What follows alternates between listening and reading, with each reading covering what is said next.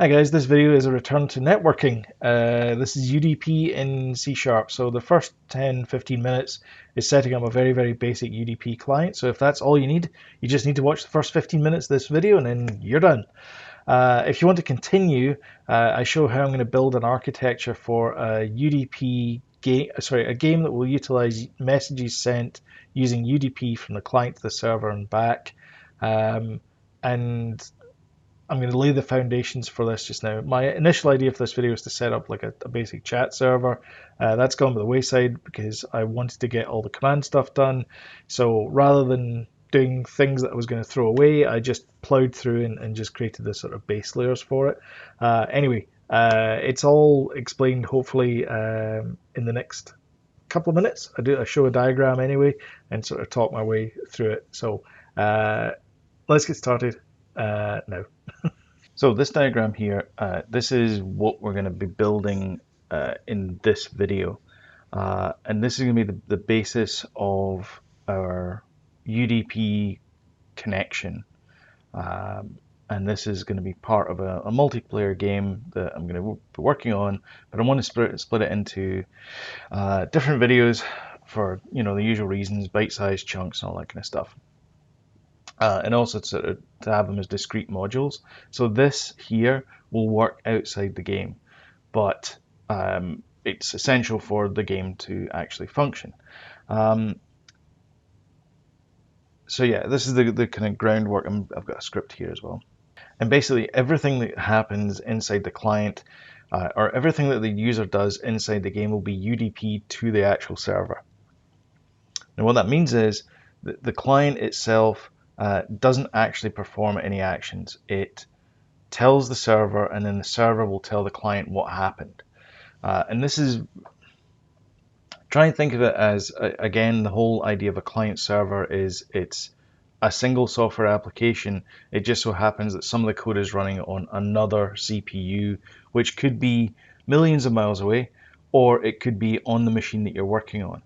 So your client is going to say, move the player.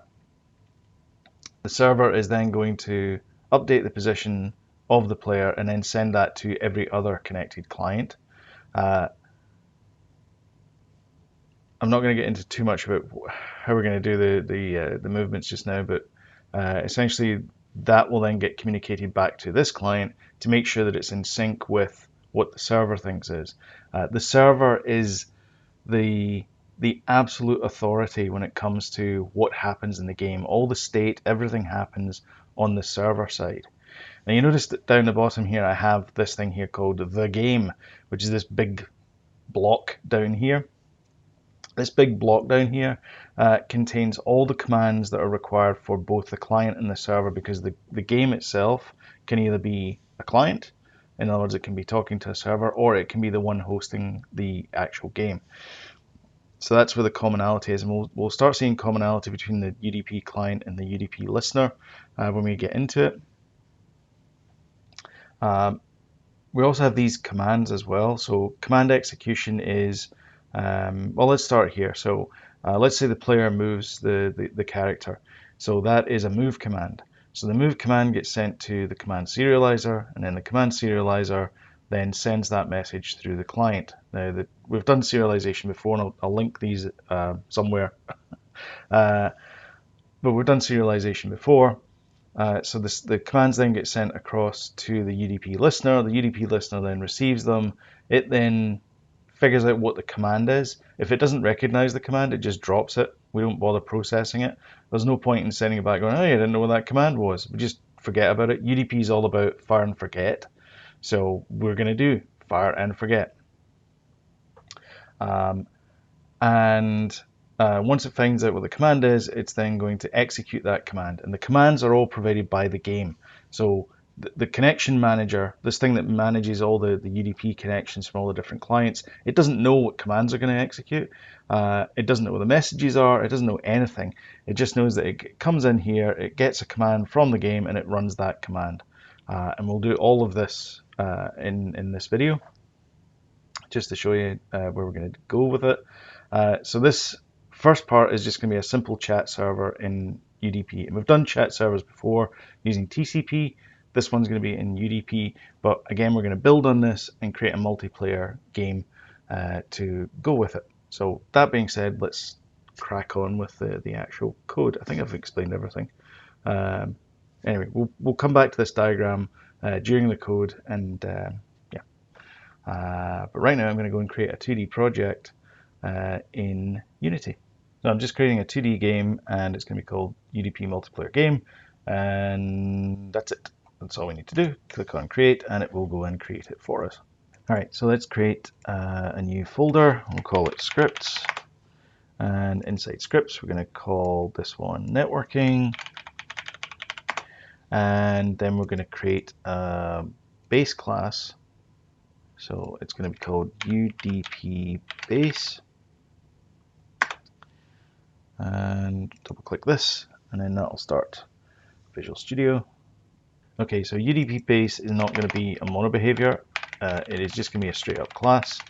And so internally, the base is going to have raw access to the receive and so forth.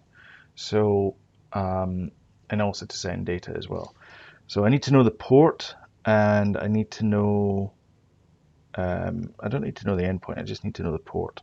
So private int port, public UDP base int port. Do I need to know that maybe I do need to know that. So let's do protected int port get port. Protected UDP client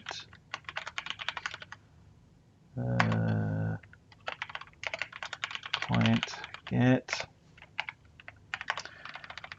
and client equals new UDP client port. Okay, so what am I doing here? I'm wrapping. The idea is I want to wrap everything, the UDP client in here, because at layers above this, I don't want to be interacting with the base level UDP stuff. I just want to send stuff. I just want to send messages, and I want to receive messages, and the rest of this I don't care about. So I want to wrap all of this inside here. So I want to be able to send messages. Public void send IP endpoint address, and then it's going to be byte message. Okay, and then we just need to send this message. So I'm going to do client.send, and then it's going to be message message.length address.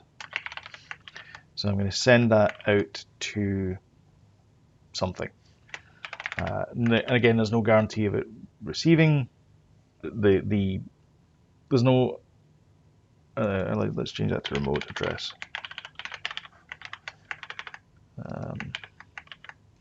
There's no guarantee that the remote address is going to pick this up, but we hope it does. So we'll see what happens. I mean, 9 times out of 10 it does work. Just that odd one packet that disappears every once in a while. Okay, and then I need to do what else do I need to do? Receive. Should we do a receive here?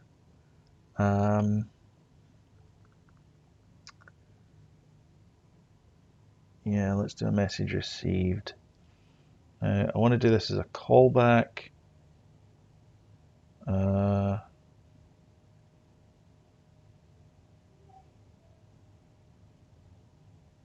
wonder if I can do this. Let's see if we can do this. So let's do public void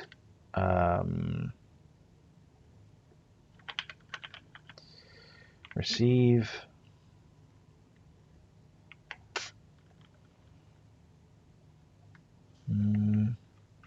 No, let's leave that just now.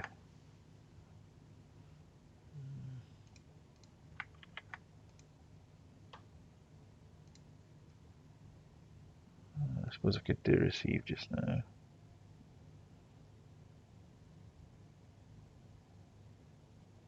Okay.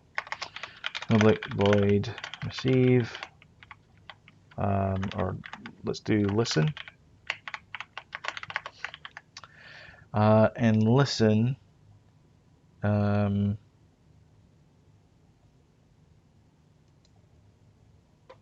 what if we passed in, let's do action,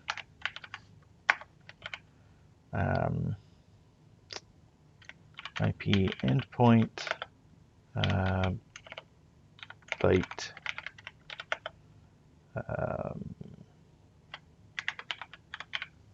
I mean, it's really the callback, but we'll call it action. And I wonder if this is going to work. This might be a bit tricky, but we'll see if this works. Let's do client dot begin receive new async callback message. Let's call it on message received. Now we pass in the state, which is going to be our action. Let's see if this works. So there's our result. So what this means is that we want to begin on, we want to begin to receive. So what does that mean? It means that this is going to be asynchronous. And what does asynchronous means? It means that the code, this code executes and it runs off in another thread and it waits for something to happen, and then when it does happen, it interrupts it and returns control back to this code down here, which is our async callback. So that's where the callback comes in. But we also want to be able to do like a timeout as well. So we don't want it to like constantly wait for stuff. So I also wanted to do int timeout equals 0. And I want to say var response equals that. What does that return actually? As a result, actually. Result.async wait handle dot wait one timeout.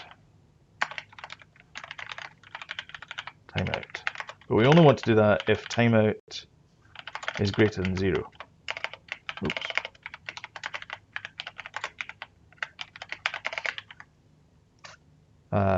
So yeah, so we're gonna essentially wait for X number of seconds until we receive a timeout, and if we don't receive a timeout, then we return back whatever it is. So on message received, I'm going to do var action equals action IP endpoint byte ar.state. So this state down here is this up here. So this is why I'm wondering if this is going to work. Be interesting if it does. I mean, it's an object, it's on the heap, should in theory work. So this is the action here. So I'm going to grab this state here, and no matter what happens, I'm going to return back this action. Okay. So I'm going to say if ar.is completed, then I want to grab all the data and then send it out. Else, I just want to call action dot, let's be sure about this, invoke null. And that little question mark there is just a sort of wrapper. It used to be you'd have to do if action is not equal to null, blah, blah, blah, blah, blah. But in order to stop that and just do it in one line of code, you can just do the question mark. I'm pretty sure that's allowed in the latest version of Unity. But we'll see when we go back to compile it. So if it is completed, I want to grab that data from there. So I want to say byte var bytes equals ar dot, oh sorry, it's client dot end receive, and then it's result, which is ar, and then we need to pass in the remote endpoint IP. IP endpoint remote IP equals null. And now we can do action invoke remote IP bytes. Okay, so when we receive a message, then we are going to return that value back. And that actually might make the other classes just a little bit simpler. So that's the base class. I'm wondering actually if we actually need anything else, because that is essentially just the UDP client, for lack of a better word. Okay, maybe we can make this a little bit simpler then. What else do we need to do? We need to listen. Oh, we also need to broadcast for a server as well.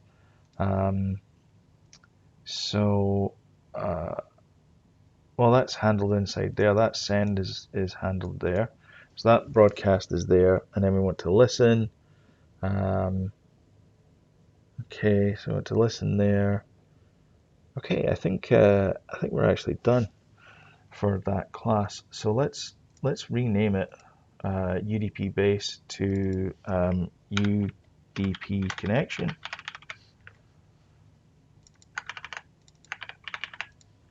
I think everything's covered by that, to be honest.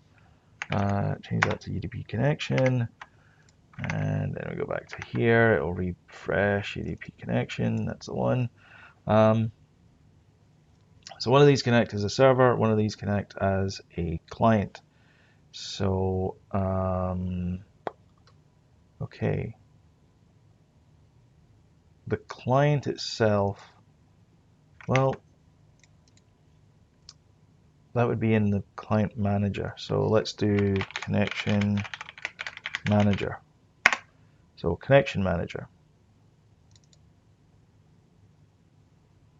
So connection manager is going to be a mono behavior. And it is going to have a private UDP connection, void awake. So the connection manager is going to be our server. That's going to be the part that connects everything. So I'm going to say connection. Oops, I need to have public int port equals 54123. Equals new, and there, port. And then we want to listen in on that connection. So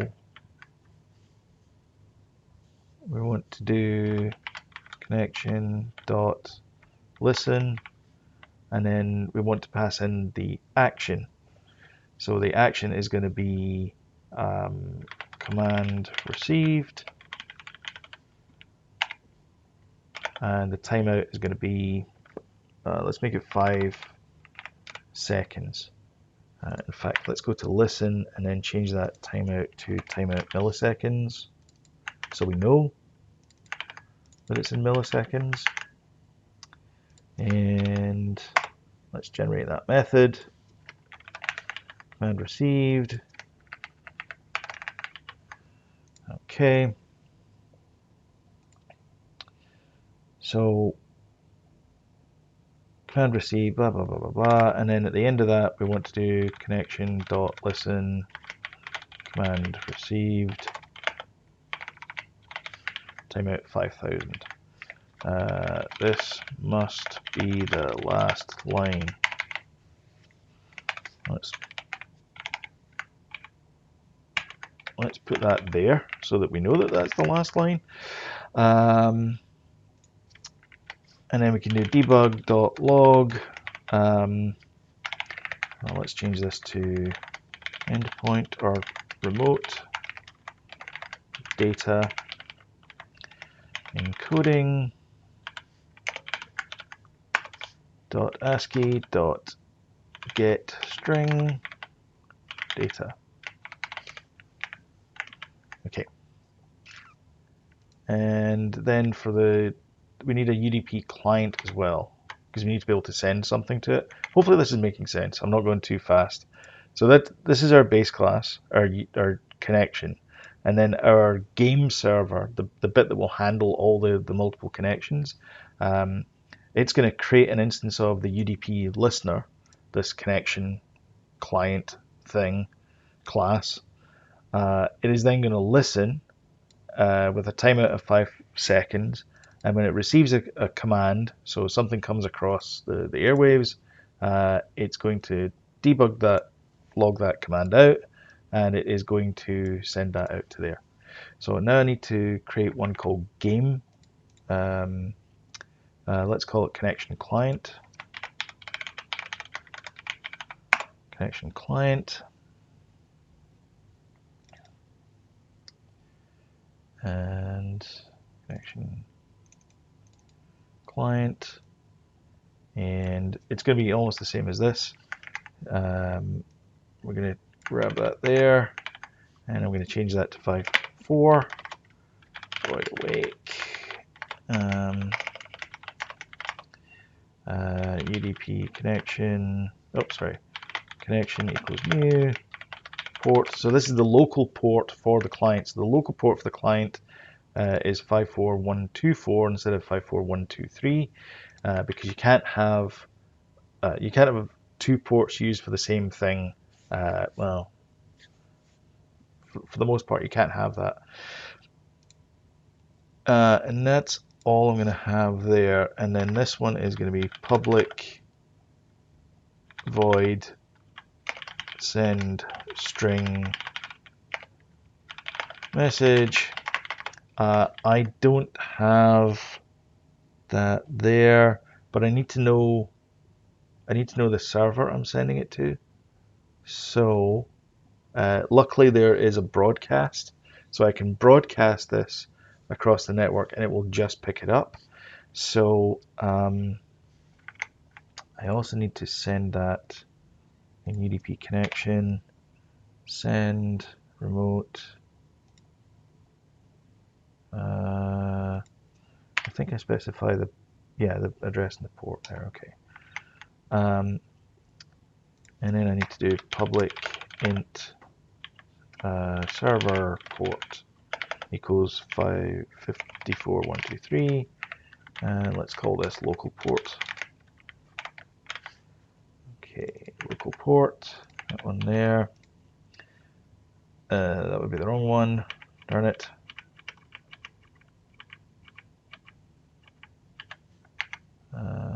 It would be connection client, so this would be local port.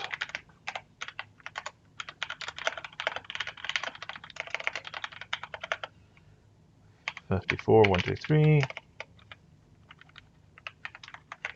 local port, and then send string. I'm going to do connection dot send new endpoint, and I can do IP address broadcast, and then server port,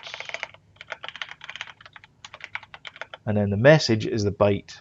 So the byte is going to be equals encoding dot ASCII dot get bytes message.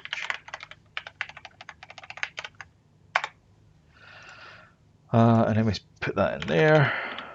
Do we need the length? No, we don't need the length. Figures it out. Unlike some of these other ones, it doesn't figure it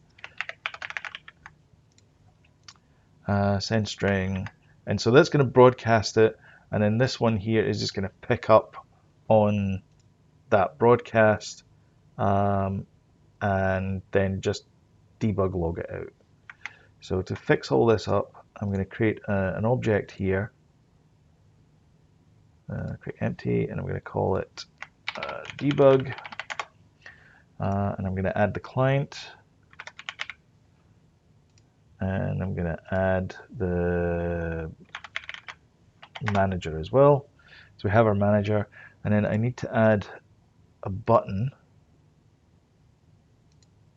and the button's just going to be in the middle of the screen. I just zoom in. There we go.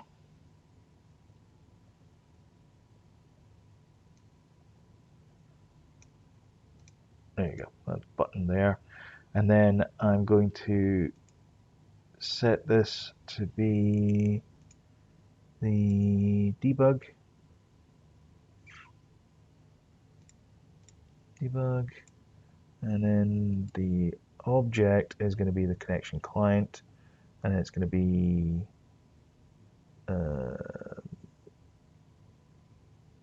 that's right, there's a send message, isn't there? Send string. Okay, I did call it that. Okay, again, this is just debug anyway. So we want to go to here, connection client, send string, and then the string that we're going to send is hello world, because that would be the most obvious one. So I'm going to run that, and I'm going to click on the console. Come on. There we go. I'm going to click on console, and when I click the button, it should appear down here. Boom, hello world. So this is TCP in action. This is me broadcasting to whoever's going to listen, and you can see that however many times I click it, that little figure up there, just up there, that increments accordingly, however many times I click it. And that's TCP, that is UDP networking, not TCP networking, UDP networking. We don't have to connect to a client, we don't need to connect to a server, we don't need to connect to anything.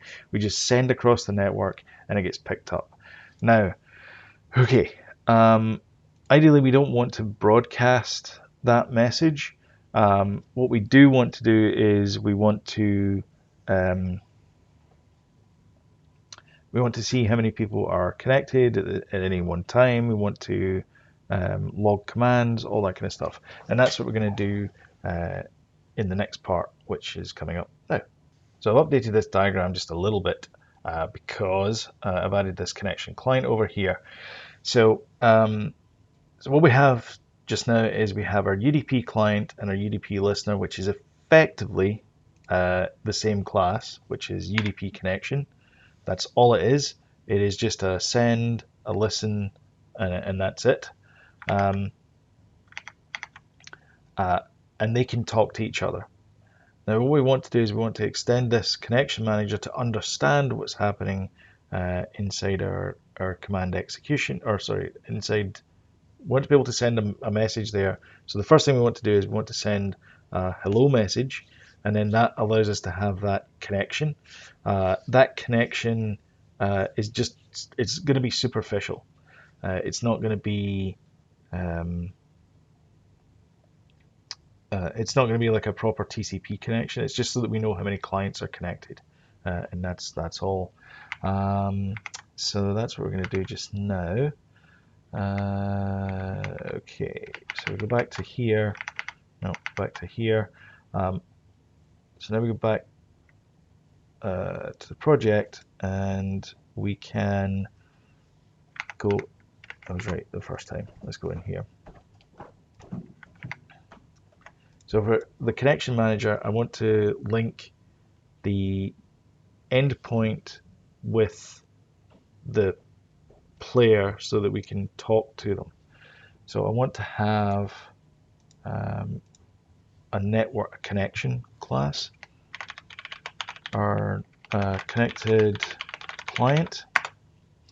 So the connected client is going to be public IP endpoint remote get date time last message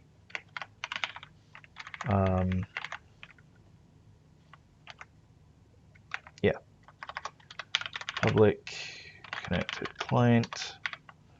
We also want to have a nickname as well, public string username. but we also want to be able to set that as well.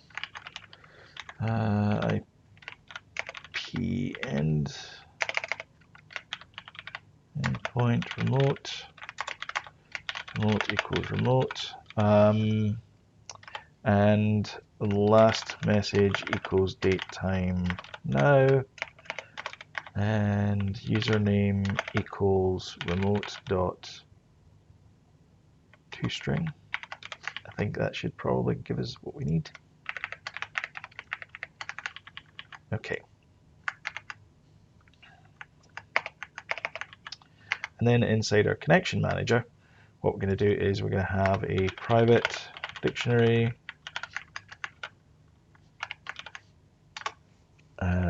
string connected client. No.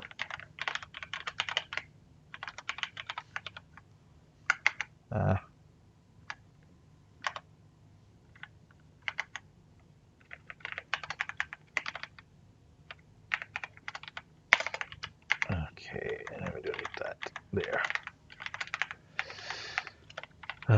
Clients equals new, blah, blah, blah, blah, blah. And then we want to be able to determine if this is a broadcast. And the way we're going to do that is we're going to create our commands. Now the commands are going to have a couple of methods inside them. They're going to have a serialization and a deserialization. So we're going to have to do that. So we're going to have a add class iCommand.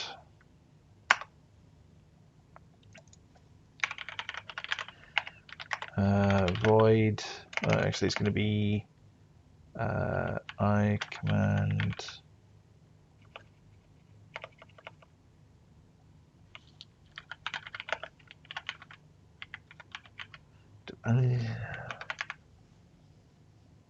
I guess, I mean, the command itself needs to know how to serialize itself, and so it needs to know how to deserialize itself. And they're really not commands. They're really more like messages. So I'm going to change that there. So I'm going to create a new folder called messages. And inside here, I'm going to create a new class called iMessage. UDP message, just so it's not confused by anything else. And get rid of that. Interface. Okay, so in the message, I need to be able to execute it. So void execute.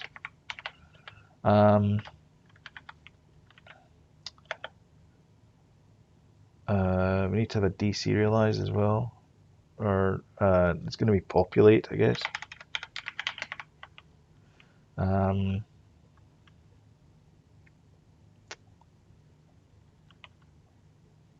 Let's have an iMessage serializer. Void deserialize.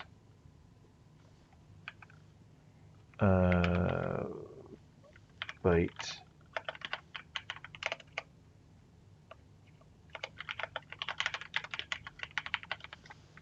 iMessage serializer.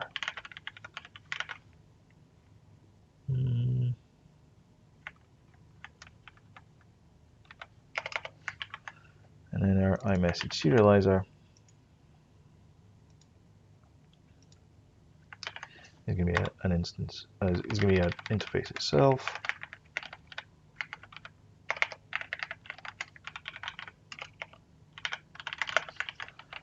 So we're trying to make this as generic as possible.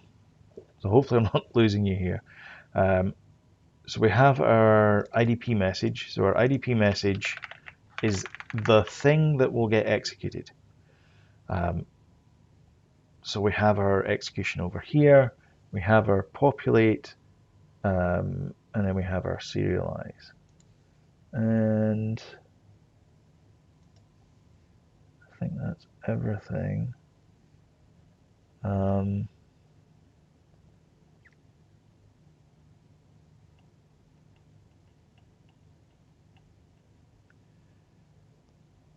serializer needs to take in that message and then convert it to bytes.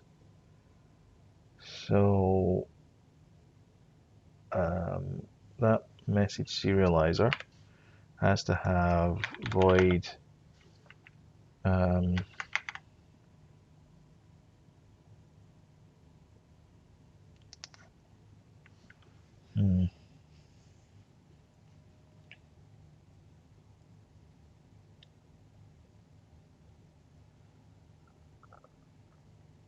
want to do this. I don't want to do this for every single. I'm sorry. I'm just thinking about how I want this to work. Maybe I should write this out as to how I think it should work inside the connection manager. Okay, let's do that. So here's how I think it should work. What I want to do is check that the data is valid. If valid, continue processing. Get the command from the data, and then deserialize the payload into the command. Okay, so check that the data is valid. If is valid data. So I don't know what is valid is, but I'm going to assume that it's correct just now. Return true. So if the data is valid, continue processing. Okay. Get the command from the data. So I'm going to do var command equals fetch command data. But really what I want to do is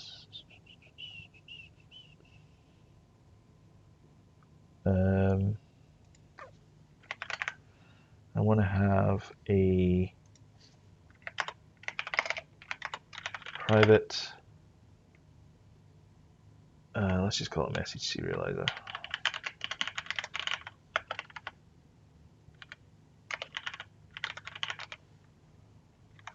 Okay.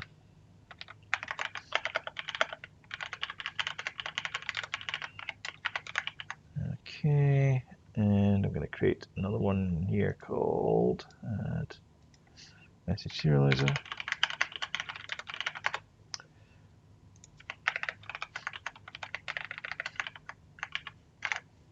Alright, and that is going to implement that there. I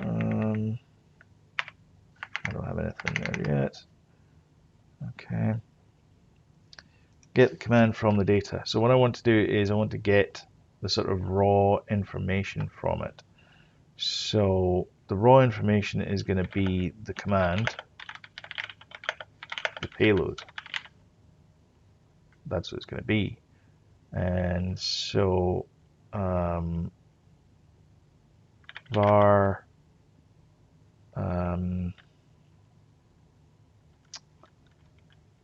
what is this going to be? What could we call this?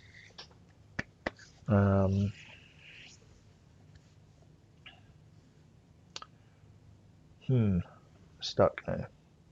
What can we call this? Naming things. Let's just call it foo just now. Foo equals serializer dot bar data, whatever it is. Var command equals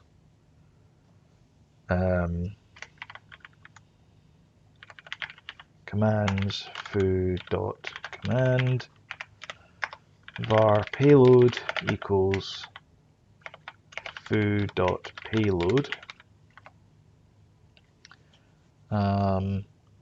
And then we want to do, no, it's not commands, it's messages.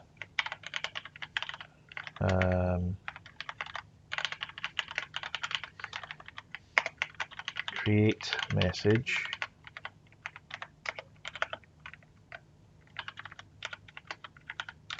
payload.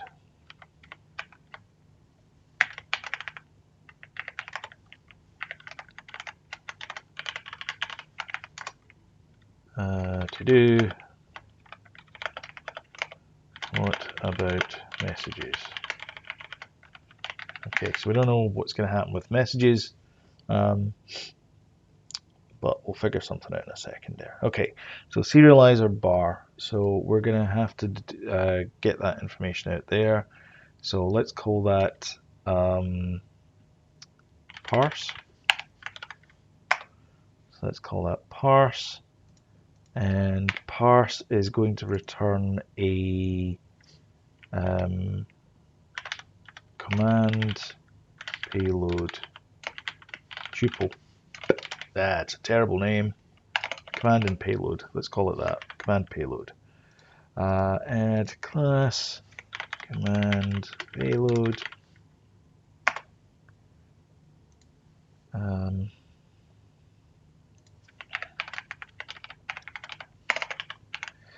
And that's going to pop in there. But the data we want to get is we want to actually strip off the first ones. So if it's valid, let's do byte.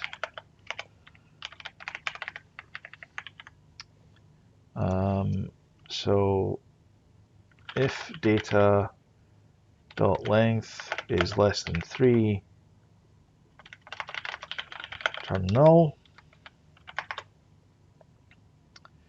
And then should we just cheat? Let's do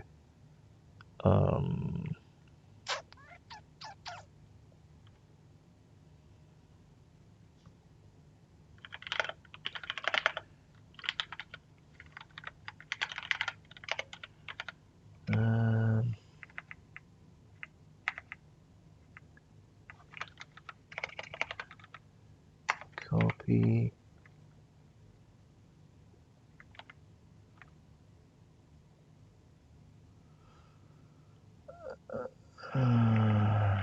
sub equals new byte 3 array copy data, and then its source index is 0 sub 0 3 var head equals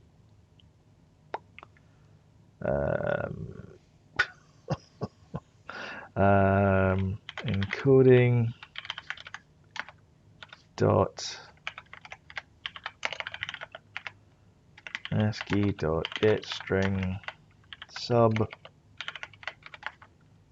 if sub equals what are we going to call this?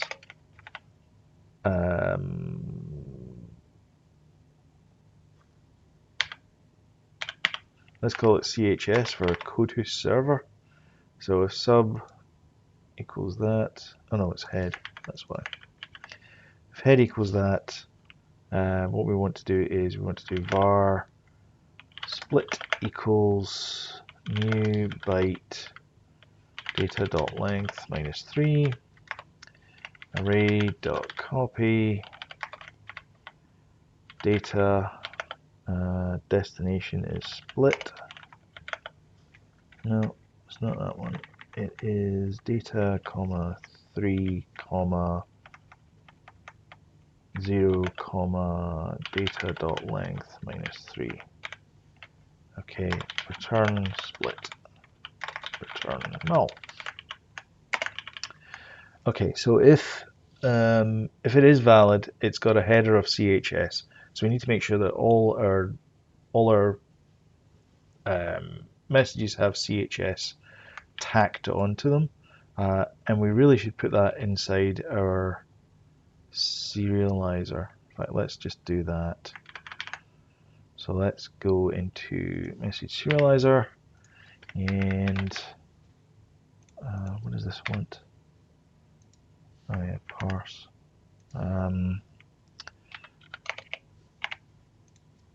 What to do?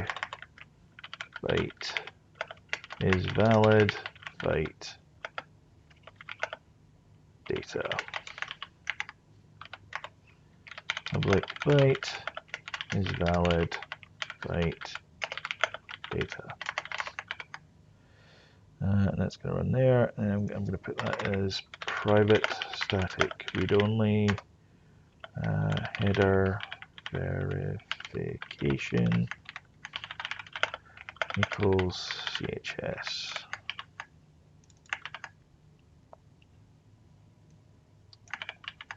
So that there. Okay, and then this one needs to be implemented as well.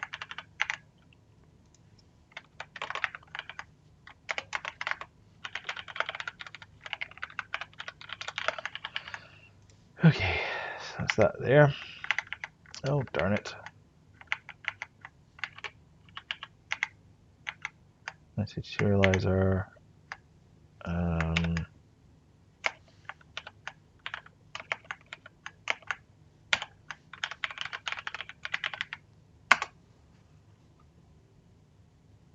So we're going to do serializer.isValid.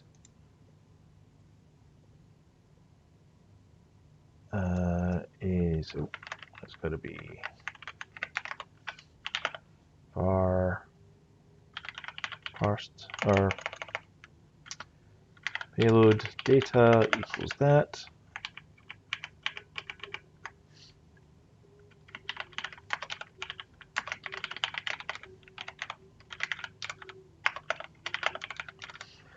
There's that, and then we pass in all our values in there.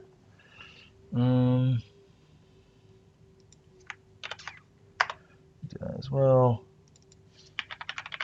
String message type, and then that's going to be byte payload.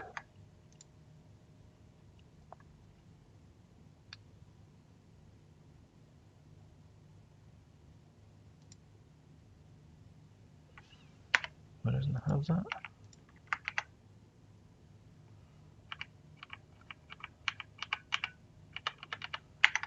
Okay. Okay. Message type, command payload. All right, so command payload,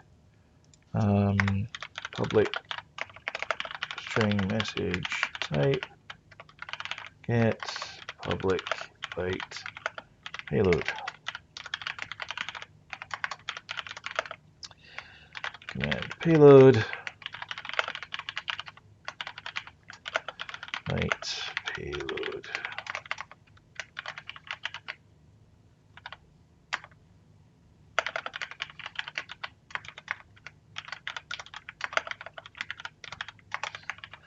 Okay, that's going to be message payload, because it just has to be, because it's messages we're passing around, not commands.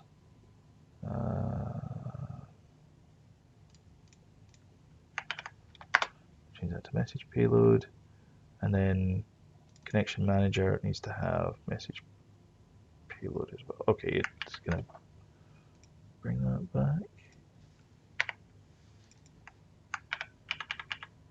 Alright, and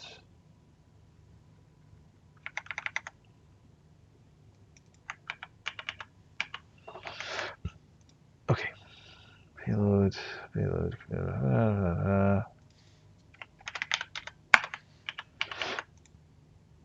Okay.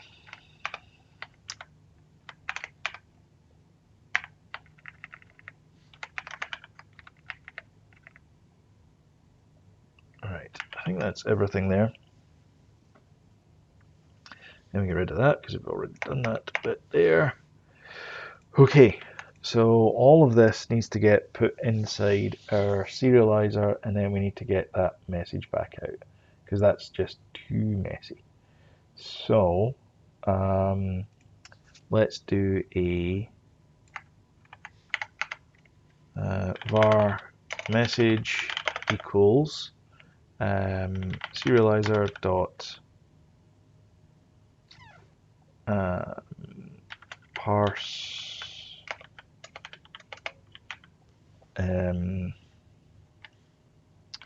message data.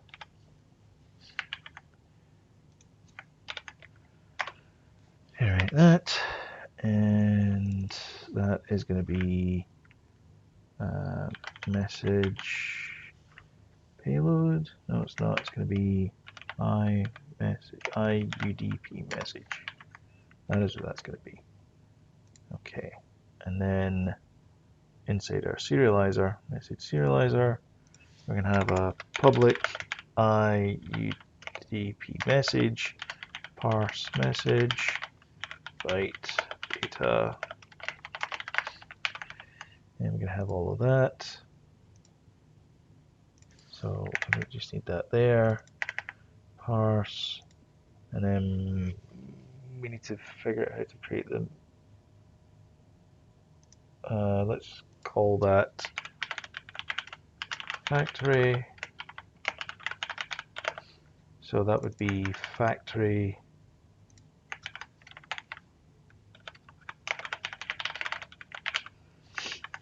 create command, return message, return null.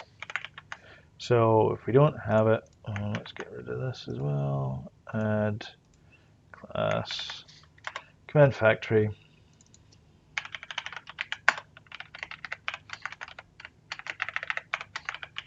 I mean, do we need the interfaces? Probably not. I need to generate that. And then that will give us that, and that will give us an it's another command, UDP message, create message.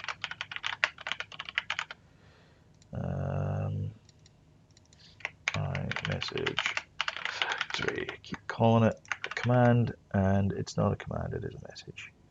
iCommand factory.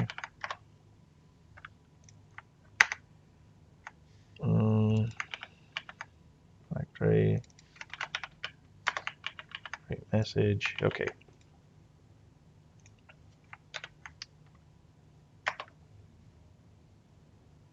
Right, what's missing here? Parse message data.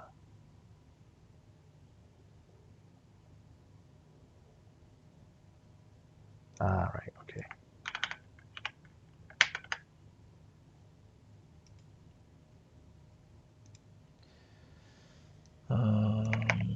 Okay, so we need to go into here, parse message that, and so we don't need any of these other things here, we just need that, because we don't actually call any of these things, any of these functions outside of there. So the connection manager is just going to have parse that, and then it's going to have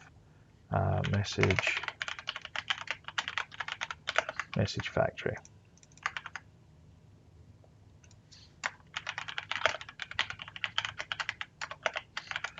So you can see with these interfaces that we don't need to have we don't need to mush everything together. So UDP connection is just UDP connection. That's all it does. It just sends things away. The serializer, that's all it does. It just serialize things, and it will deserialize things as well when we get to that. Or in this case, it is deserializing things. Natch, we need to serialize it. And then message factory is just that. It's just the message factory. Creates the messages. So now we can say if message is not equal to null, to do handle messages. So we don't know what that is going to be yet. So we don't need that there. And that is our connection manager for the most part just now. So the message itself, UDP message, is going to be that there, populate, serialize. That's going to be IP UDP endpoint remote there. Okay, we need to have that in there. And then the messages, let's create a class here, and okay, so we want to get back to sending a text message. So I think the easiest way to do that is let's just create one that's called that's just a text message, and then we will execute that text message on the client. Now we'll change a couple of bits and pieces that we need to do on the client side just to get it to work, but it will work. Okay. So let's do a debug message. Okay.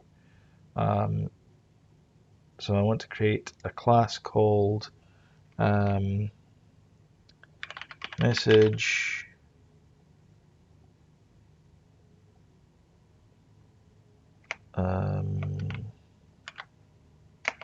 debug log message. Okay. And this is going to be an UDP message. There. And so return null. So we're not going to serialize anything just now. And then the endpoint is going to be that, and then the serializer is going to be that. We also need to know what the data is, though.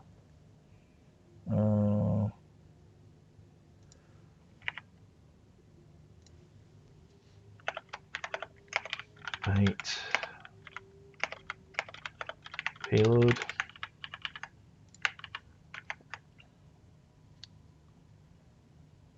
That's going to be byte payload, and then the serializer.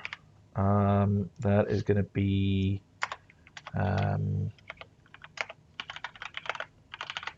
get string.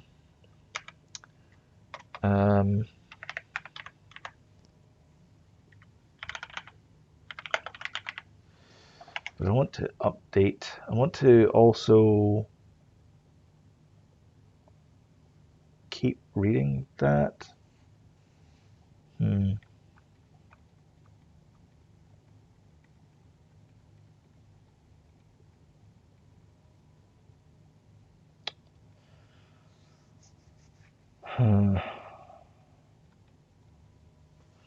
Do I want to do it this way or not?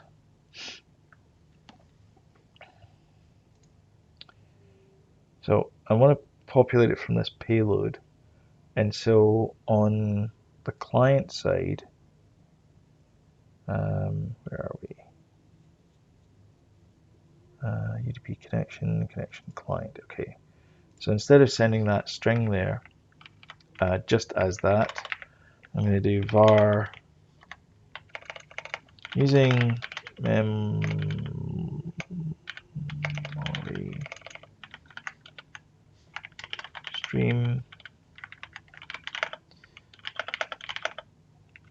stream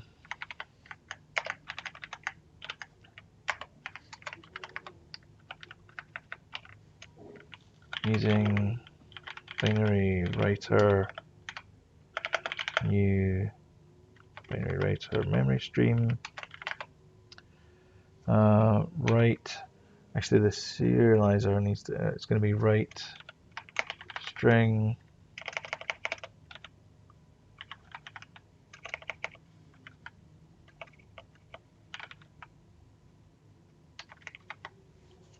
you can specify the string, can't you? There you go, string. CHS write debug bug log dot length right debug log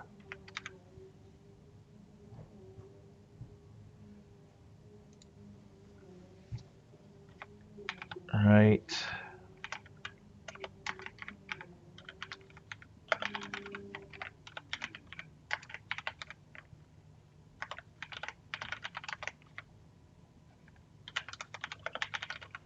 Okay, so what the heck am I doing? Right, what I'm doing is I am writing out to memory a binary stream of data.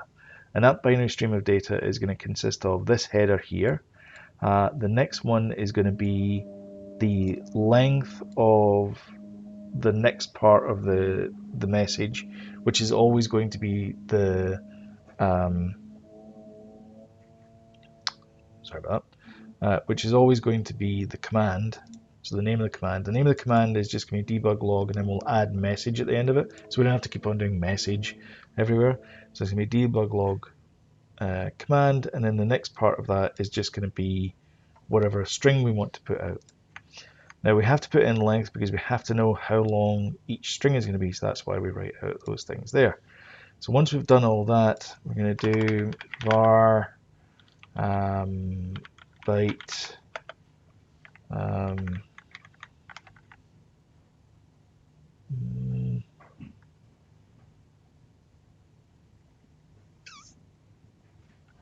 temp new byte 496 should be that big, 256 to array equals that, and then instead of doing bytes, we're going to do that up here. So we can do bytes, bytes, and then we can do that. And then that will then send this message across to this server. And we can test this out just now by going to, as long as everything is working, we go to connection manager, and we can hit that there. Let's see if everything compiles. Nope. Why is it not liking that? Oh, doesn't it? Okay. So implement that. Okay. So that should keep that happy. I'm going to clear that, and then I'm going to run this one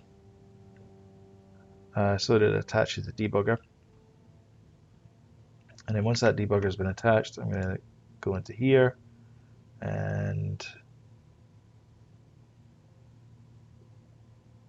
eventually I'm going to click on button, and you see that it's still sending it, and the data that it sends is 33 bytes long, and it is the message that we sent it there. And you'll see that we have this, so the first three letters is, that's interesting. So does this do this automatically?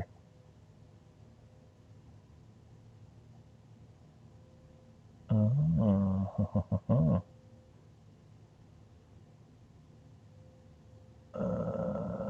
that's interesting. So if you write out a string, I don't know if you can see that here, but if you write out a string, it automatically puts in 3 at the start there.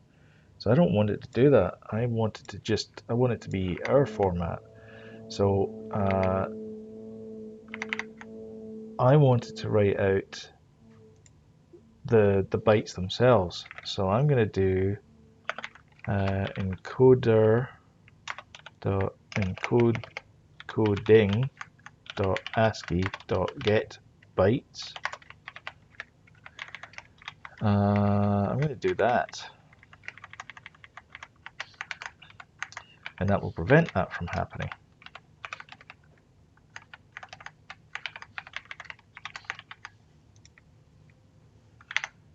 Okay, so let that compile.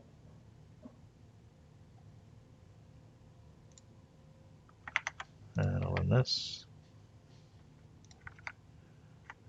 back to our manager. Okay, now click that. And then the data we get back, there we go. So the three values CHS, those are these values here, CHS.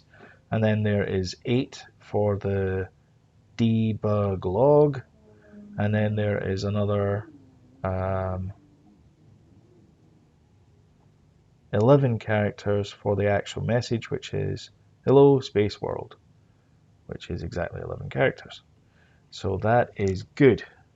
All right.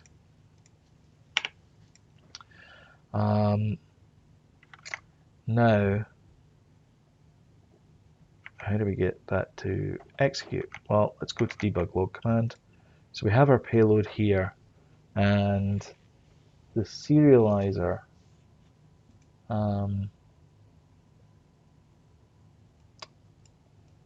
What do we want to do here?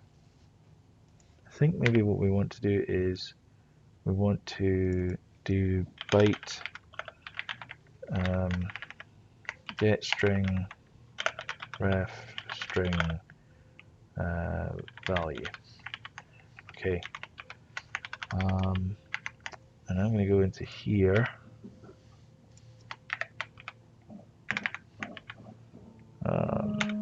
Message serializer.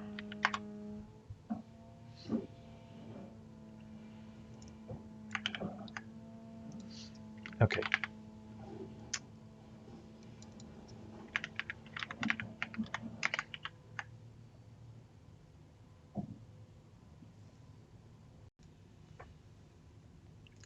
So remember that our data is going to look something like 11000000, and then it's going to be the character H, E, L, L, and so on. So that's what it's going to look like. So what I want to do is I want to grab the 4 bytes there. I want to grab the number that's there, and then I want to grab the string that's there and then return back the remainder. Because we could do further processing, because it could be like string, string, string, int, int, int, that kind of thing. So I'm going to have a public byte get integer byte data ref int value. To make it easier for me to get that value, get the string, I need to get the integer first of all. So that's going to lead on to how I get the string. Okay, so let's get the integer first of all. So to get the integer, I'm going to say var int value equals new byte 4, and then I'm going to say array.copy source array is data, position is 0, source array is int value, destination index is 0, length is 4. So that is going to be the 4 bytes which make up that value. And then I'm going to say coding dot, I don't know if I can do that actually.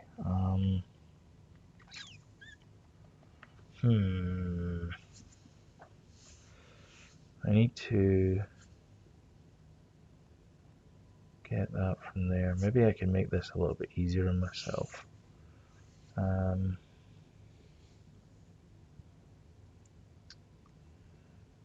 Let me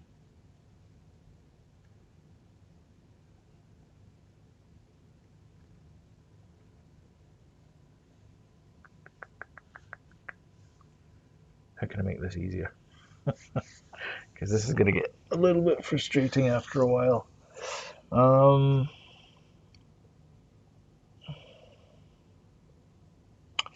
think I can actually do int from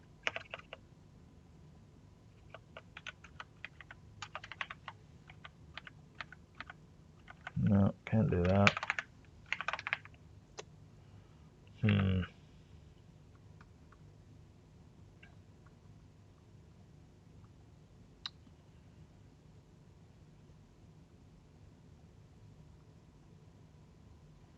What if I had that as... See, I think that what I wanted to do is have this as like the serializer, but I kind of I made it a little bit more awkward, so I need to get this from the data.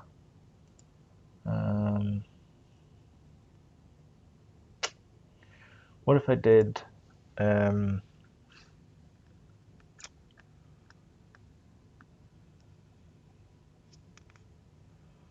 what if I did public data reader get data reader, or create data reader byte data. Do I need to do that? I don't think I need to do that for the serializer. Let me just have that inside here. So let's have a class data reader, and we'll do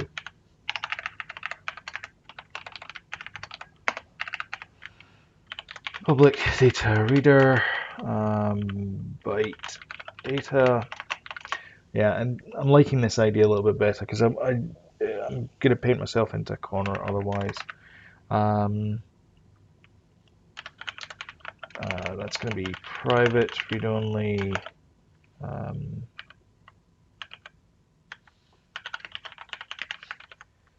memory stream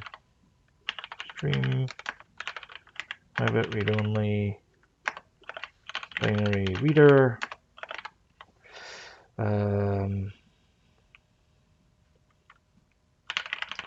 reader stream equals new memory stream reader equals new binary reader stream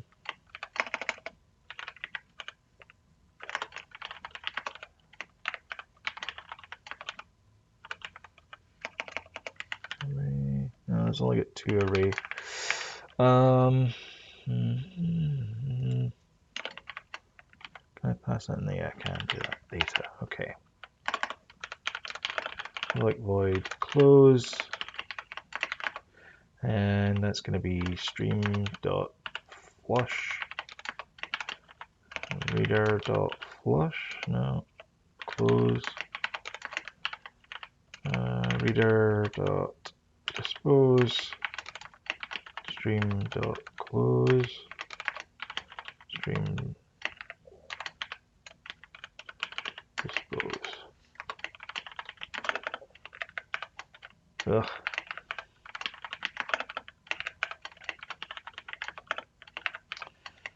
Stream equals null, reader equals null. All right. Oh, okay. Makes sense. And then I'm going to do public string get string, public int get integer, and then that's going to be int length equals reader dot get read integer 32, int, and then that's going to be var temp equals reader dot read bytes length return encoding encoder dot ASCII dot get string temp. And in fact, that length I can just do as get integer, keep it consistent, return reader dot get read int 32.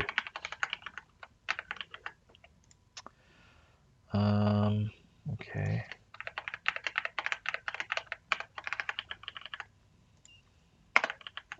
reader. Okay, that's good. So our debug log message, message serializer, let me have a public data reader. I can't have that.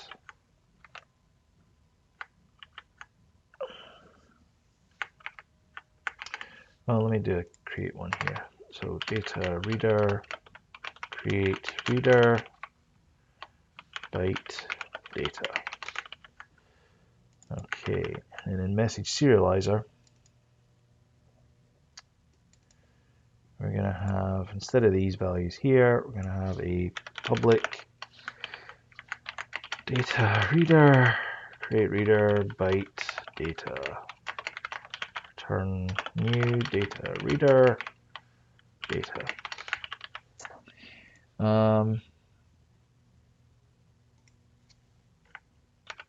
What does it not like about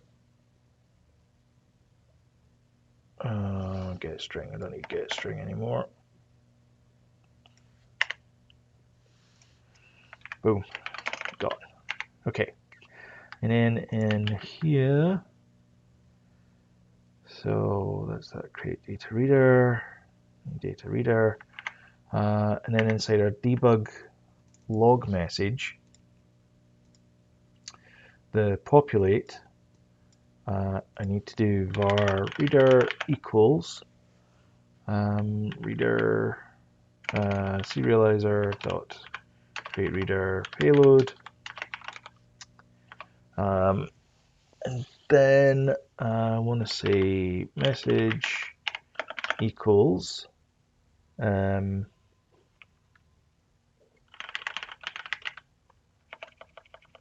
reader get string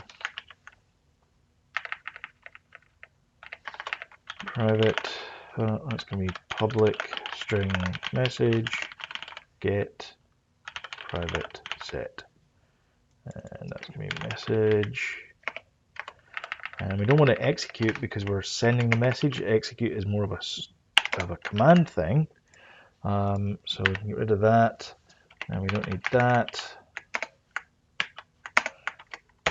I really want my keyboard to stop doing that. Okay, and we don't have serialize just now, but that's okay. Can send that message out there, populate it, and so we can have that there. Okay, create reader dot close. Make sure everything's deleted, removed, all that kind of stuff once we populate it. And we can maybe do that as like a base message, for lack of a better word. And then, okay, and then what we need to do is we need to have a new folder, messaging, and then we'll create a class here called, actually let's create one here called general, and add class singleton behavior. And the singleton behavior is going to be mono behavior.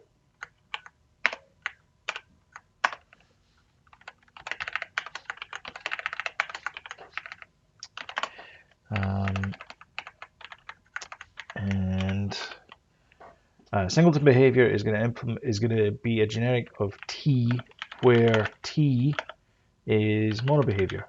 So in other words, it's going to be a script. And the reason why I'm doing that is because I use singleton quite a bit, and rather than being kind of like doing it every single time I need to do it, I'm just going to create one base singleton class, and then every other class is going to derive from that.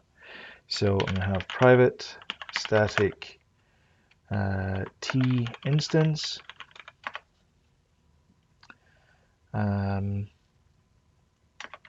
Public static t instance get if instance equals null, instance equals find object of type t. If instance equals null, actually let's short circuit it. If instance not equal to null, return instance.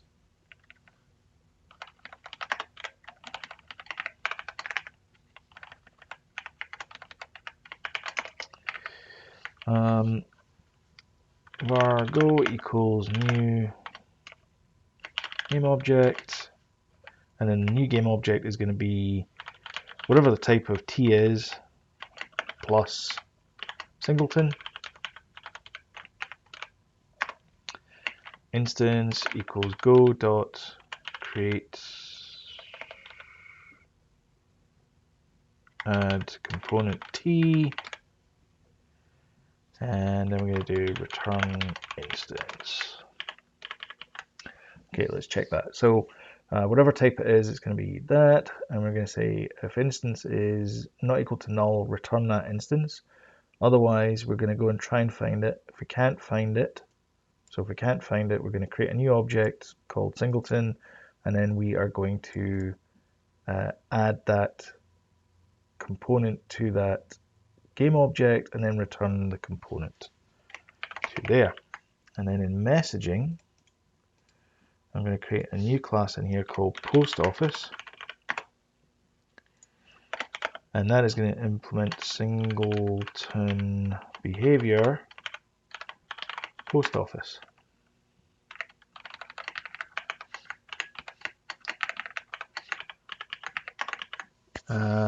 And then I'm going to have a public void register, and it's going to register the type with receiver.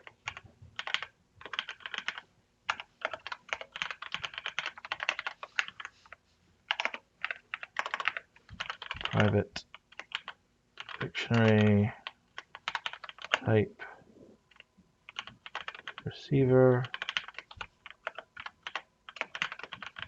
Receivers equals new, blah, blah, blah, blah.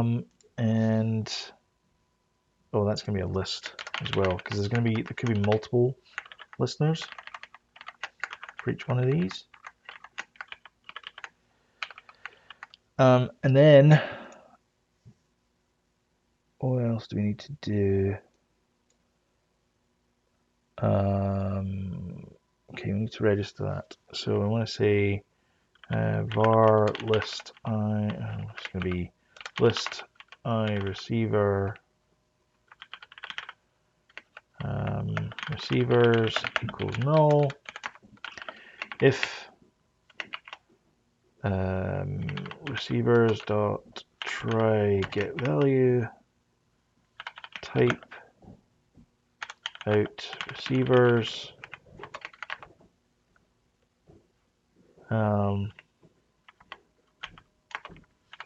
type equals new that.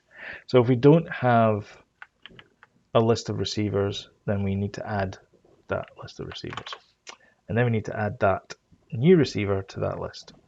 Receivers dot add receiver. If receivers dot contains receiver, it doesn't contain that because we don't want to add it twice. We just want to add it there. And if you're completely lost to this point, I understand, but I have another video which I need to go back to, which is the rogue alike, that explains all of this that's happening. But essentially what we're doing is we're creating a message queue system. So messages come in, they get processed using a message pump, which is what we're writing here, and then the messages go out and they get collected by other things. So I'm going to create a class here called, an interface called receiver. receiver.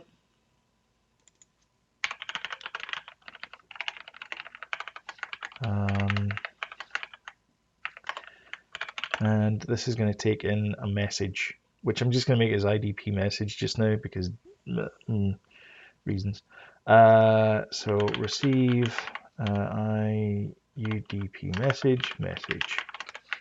So it's going to receive a message and then it's going to do something with that message.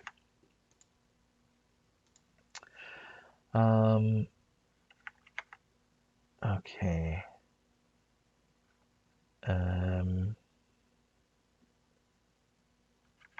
And then we can have a generic one, which we won't bother doing just now. So I'm going to call this one receivers.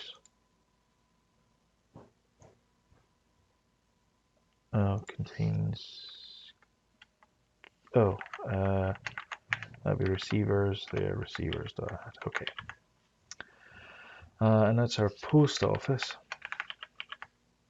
So now, when we go back to our messages here, and we have our connection manager, command received, blah, blah, blah, blah, blah, and then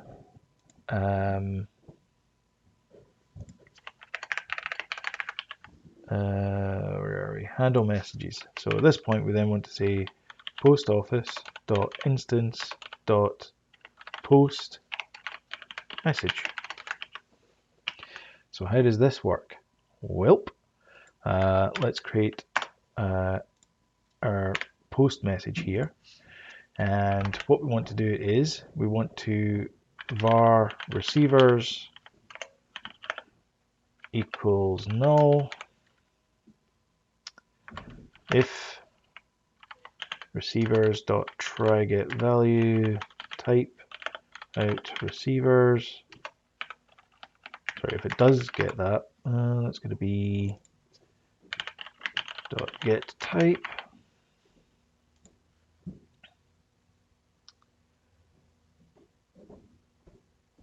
Oh,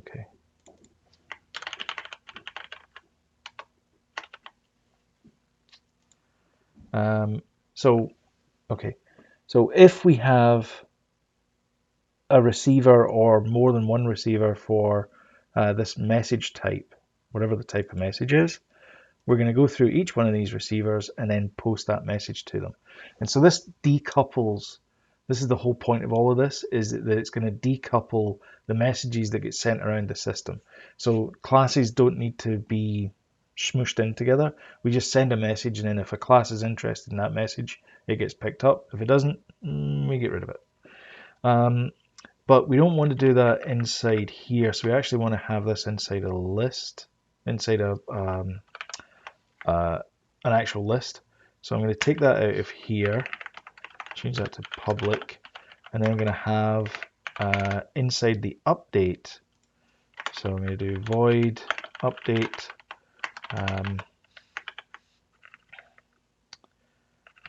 So I'm going to do private list UDP messages equals new message, and this is going to be for each var message. Actually, let's do while. Oh yeah, that's right. I want to make that stack.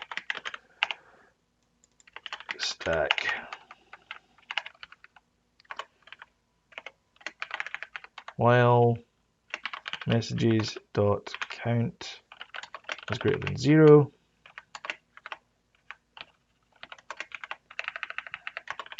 Var message equals messages dot pop. For each var receiver in receivers dot receive message.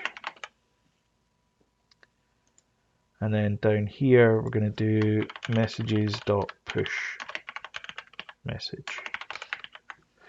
So messages are going to get posted on something, and then we're going to pull them off inside the update. So that again separates those two systems. So something's going to post it, and then something's going to receive it on the other end there. Okay. So that's post there, that's that done.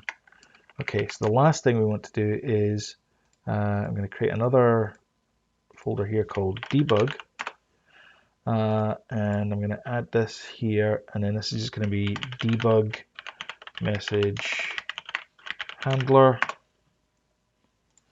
and this is going to be mono behavior, and it is also going to implement iReceiver.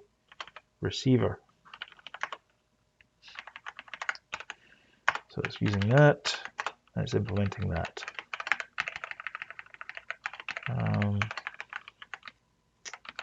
So the UDP message that it's going to receive is actually going to be a debug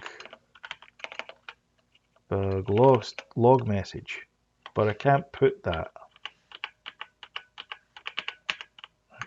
Certainly can't put it when I can't type it.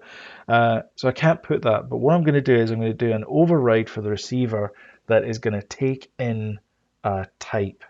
So if I go back to my messaging here, and then I do class iReceiver,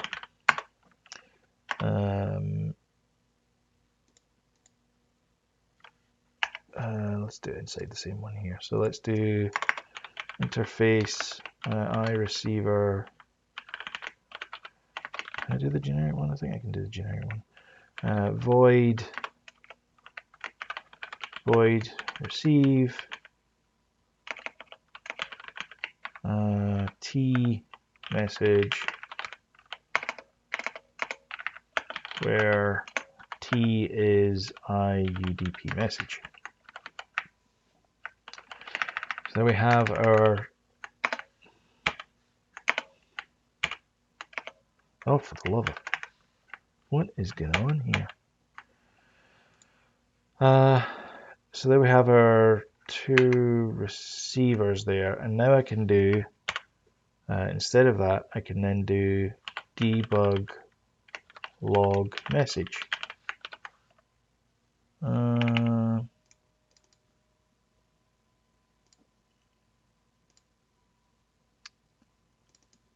Debug log message, which is inside here, of course it is.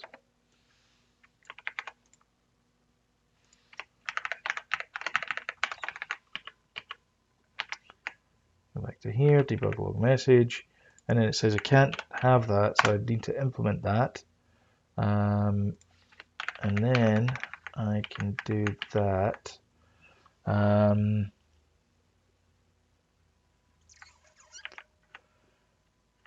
I?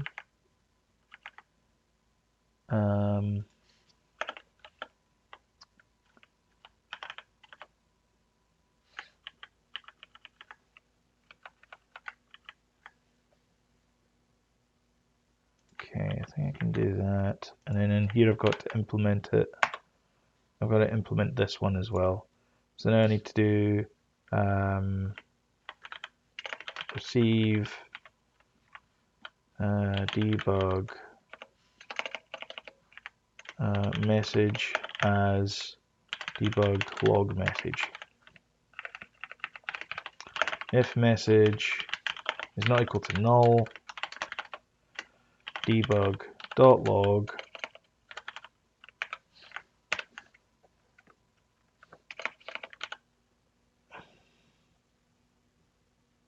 oh, because this is inside this namespace.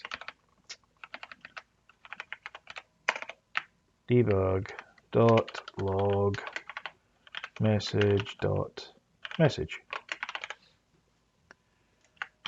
Okay, so now we've got our debug message handler, which is a mono behavior which also receives messages.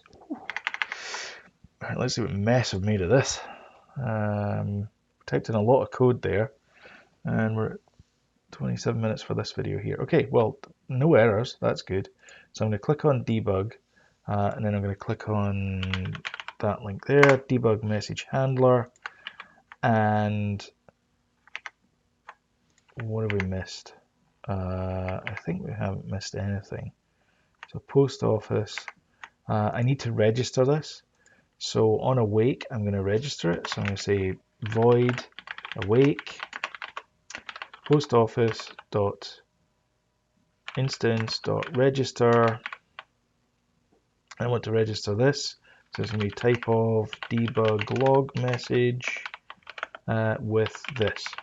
So I want to receive this message. I want to receive this type of message, and it's going to hit this here. Okay. So when we run this, the first thing we'll notice is that it will create over here. Once it runs it, it will run eventually. There's a post office singleton, so we've got a null reference here we can fix in just a sec. We have a post office singleton. And the reason why we have a post office singleton is because we reference it inside our debug message handler here, this line here on awake.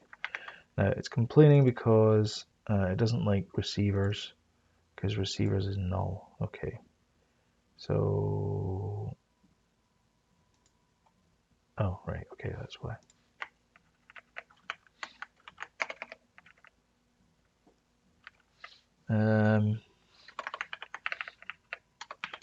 Else receivers equals new list receiver, receivers type equals receivers. Okay, so that's what that problem is there. So if, oh wait, sorry.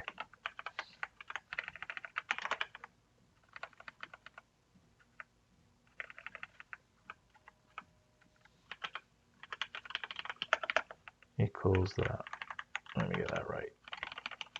Okay. So if we don't have that value, then we create a new list, and then we return that new list, or we set that new list in here, so that we can then go in, and this just becomes a nice if check, a nice and quick if check anyway. So running this now.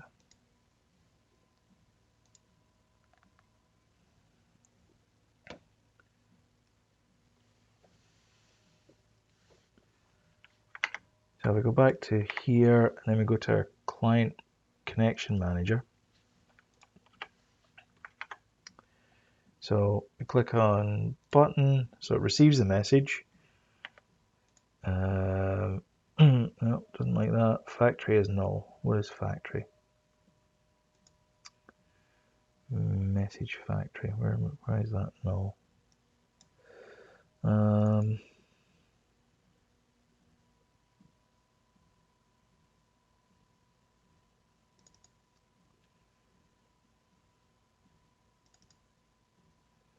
Because I never set it up, that's why.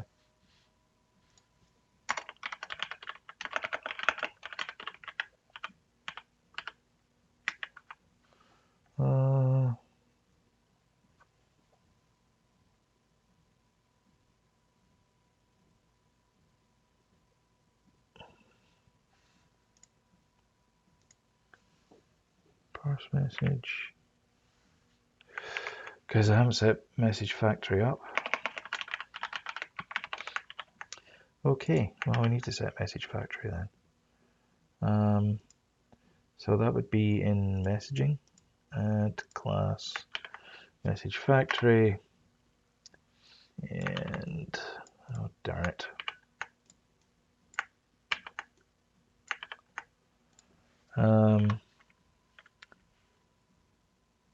So that's going to be public message factory.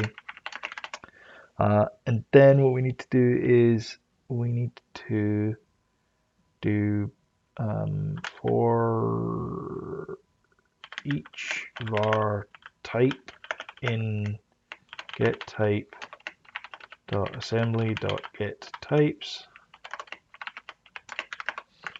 So this is where it gets a bit tricky. We need to go through all the types that are inside the assembly, in other words, inside the game, and we need to find the ones that implement the UDP message interface. We then are going to add them to an internal list, but the internal list is going to strip out, it's actually my dictionary, So it's going to be private dictionary string type, and then this is going to be, what is this going to be? Message types equals new, blah, blah, blah, blah. And then we're going to have a public UDP message, create message,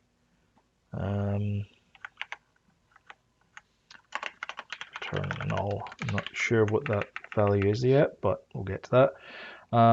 So we need to say if type dot is abstract, so it's not abstract, and type is an interface, so it's not an interface, and type dot get interface type of UDP message dot name is not equal to null.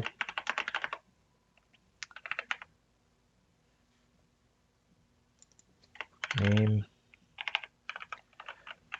Then I want to say var name equals type dot name dot substring, and it's going to be the start index, but it's going to be the length minus message. So it's going to be type dot name dot length minus message.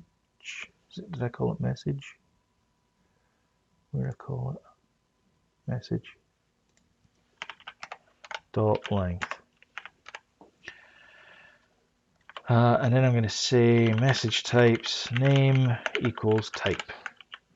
Okay.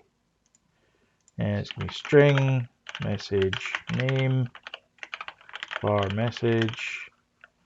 It's going to be type message type equals null if message types dot try get value message name message type.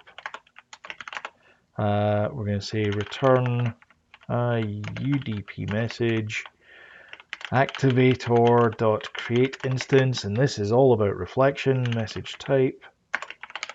And we're going to pass that back to the caller. That's going to be out turn null. Okay, so that is how we're going to create our messages. That's our message factory. So it's going to go grab all the types, and then it's going to get the message based on whatever the value is that we get back here. So a new message factory to iMessage factory. Okay. And again, you don't need to go crazy about creating all these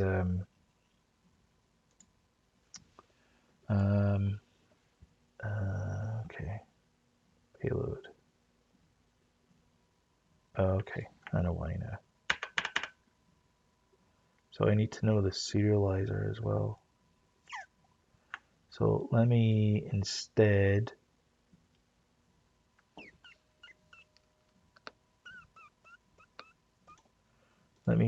pass in the data reader.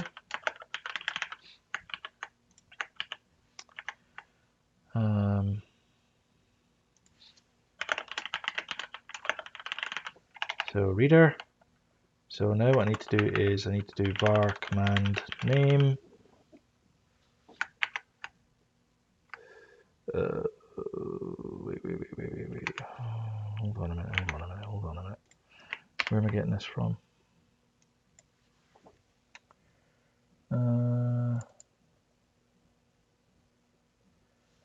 This is getting from here, parse payload data. Where's parse? Parse is that. So I don't think I need that. I think I need to get, okay.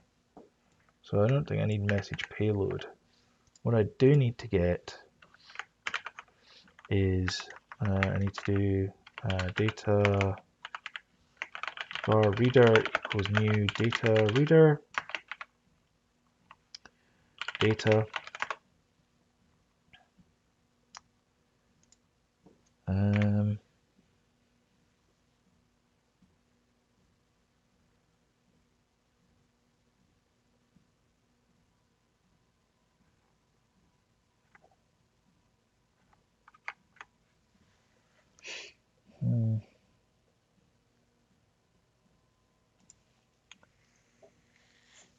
I need to get the remaining bytes, don't I?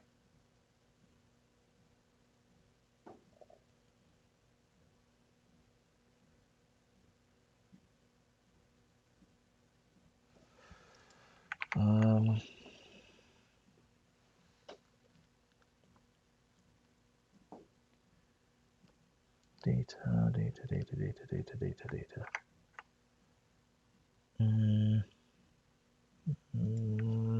this a little bit complicated. It needs to be.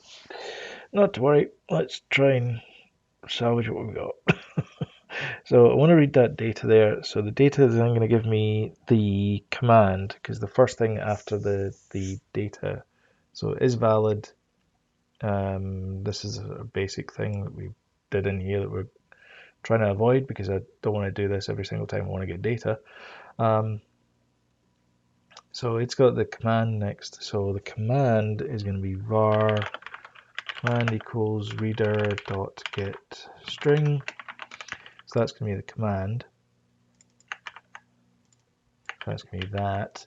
And then the payload is going to be the remainder of that. But I can just pass in the data reader to there.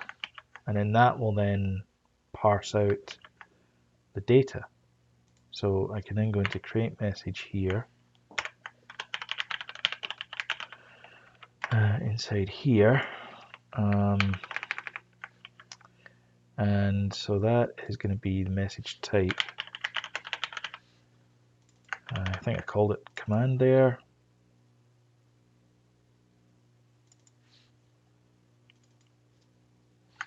Let's call it message name again here. Message type, activate a create instance. Var message equals that. And I do message dot populate, and then all I need to do is just pass in the payload, which is reader. And I don't need the rest of that stuff, so I go to populate there, and data reader, and maybe message.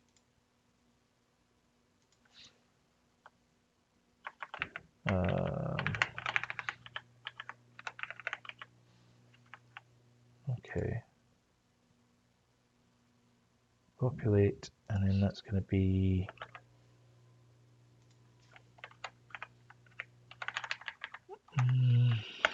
IP endpoint remote data reader message factory. What's wrong with my hand? Remote reader. Populate. Okay. Okay. And then this gets called. Where does this get called? Let's build it. See where the errors are, and then we'll fix the errors.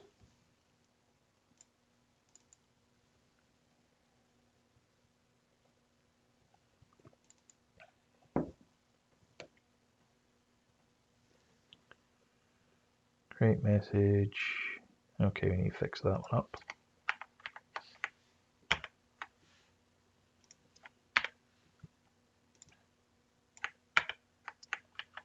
That's that fixed up.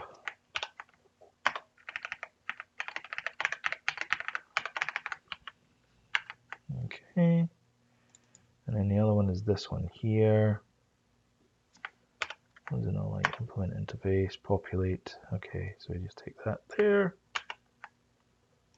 And populate that there. And get rid of that one there. Don't need reader. Don't want to close that there either. And then inside our message factory,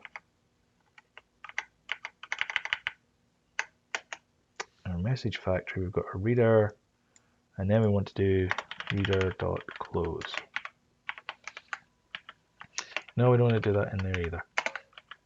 We want to do that where this gets called, which is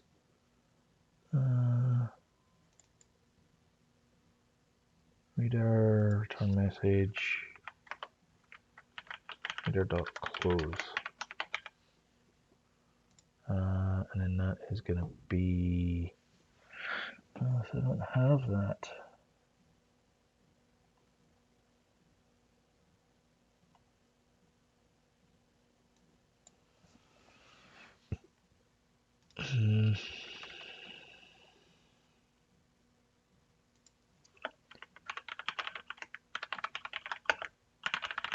This should be packed into a nice tight bundle, but it isn't. So we're going to have to suck it up, I guess. So that's going to be remote. And then that makes it a little bit neater. What do I not like about this? Endpoint byte. Factory IP endpoint byte. It does.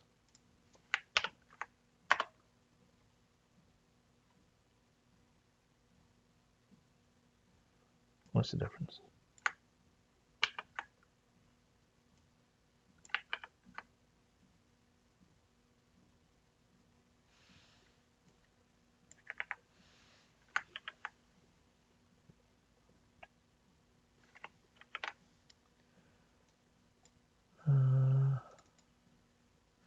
Okay.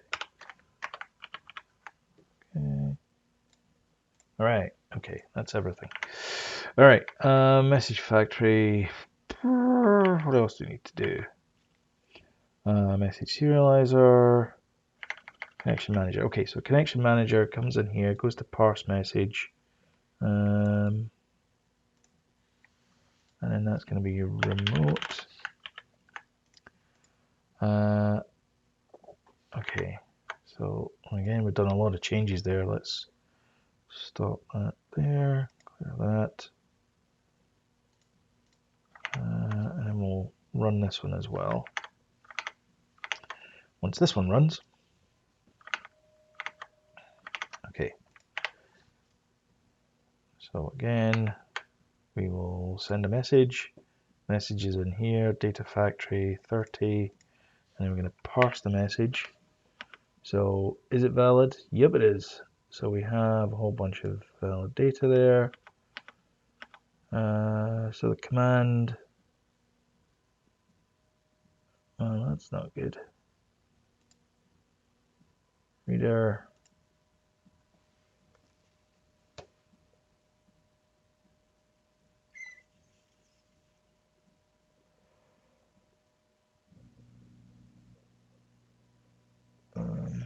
Well, that's going to come up with no. No. No. Message equals no. Okay, well, it didn't crash, but it didn't work out where it should have gone. So I think the problem is inside our data reader. So let's hit that there and run this. And then we'll send the message back across.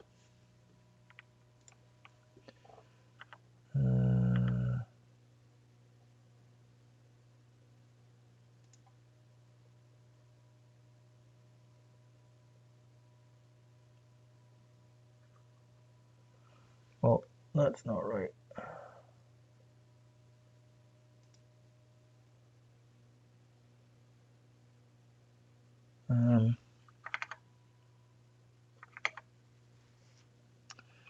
That's definitely not right.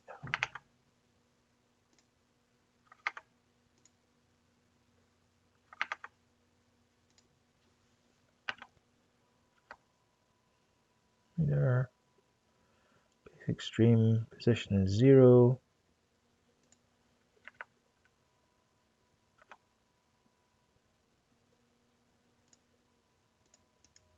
Does that look like in hex?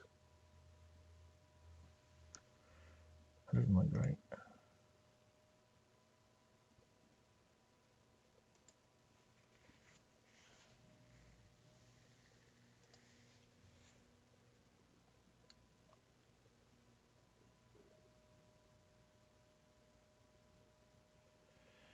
Base memory stream.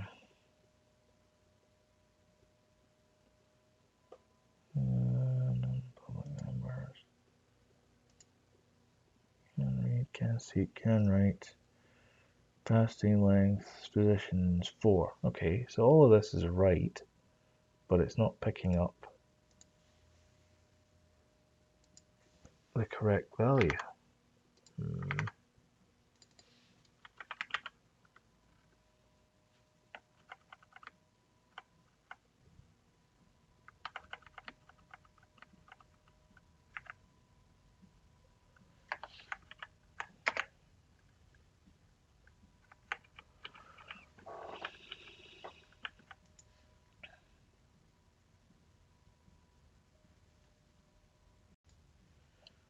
Okay, I'm going to try something here. Var bytes equals reader dot read bytes 4. Bit converter to int 32. Var value equals int 32 byte 0 return value. Okay, so I'm going to hit that there and hit play here.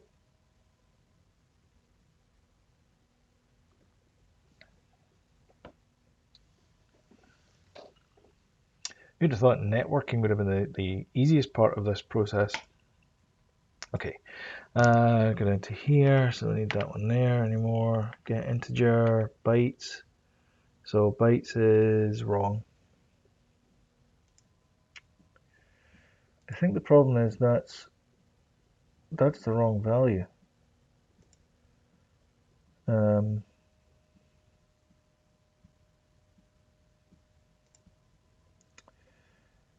So I can see straight away that the reason why that's the wrong value is because that's CHS. So it's not doing what I thought it was doing inside the message serializer. Parse message, data length, blah, blah, blah, blah, blah.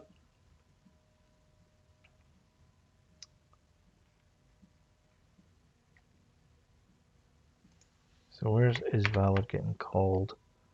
IsValid gets called here. Ah, that's why. Payload data should be here. That's why. There we go. Okay, that's that sorted. Sometimes it's good to debug. There we go. Okay, so let's stop that just now and run this back. So I don't need that there, but I do want to go back to the connection manager and then put that here, attached to here, because I want to run through and make sure this is working before we move on to the next step. So click on button. Once this is done, come on. Okay, button. So we're going to here. Blah, blah, blah, blah, blah. So payload data is that. So it starts off with 80000. So reader, get the command. So command is debug log. I want to create this factory. So the message name is debug log. message types, I have one, which is debug log. So it finds it, it creates an instance of it, and then I'm going to click on F11. It's going to read it, and I'm going to get the message, hello world, everything's working, except I return null, because I'm an idiot, and nothing will run from that point. Okay, so if I go back to my message factory, and then I do return message, that will return there. And then if I go to debug log handler, actually let's be confident, shall we? So let's go back to Unity, and we'll press stop there, and then we'll press play, and I'm hoping that hello world comes up there because it's just a debug command, and that's kind of the start of where our sort of commands are going to get put in. So we have that there, and then I click on button, hello world, yes. So we're back to the start, like an hour later. We're back to the start, but we have messages though, so that means that we can make this a lot like abstract. That's the word I was looking for, abstract. Okay, so that's that done there. So now we need to get well, there's another couple of things we need to do. We need to have a wrapper for an action for the receiver. So I'm going to call this action or callback receiver, and that's going to implement iReceiver t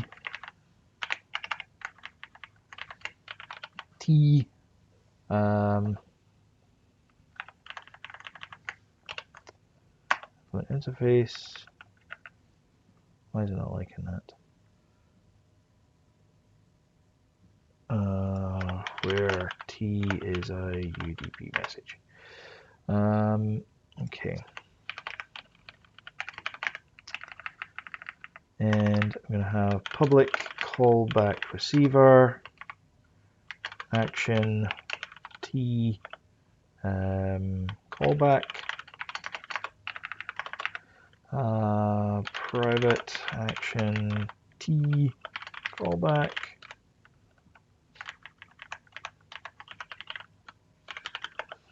read only callback equals callback.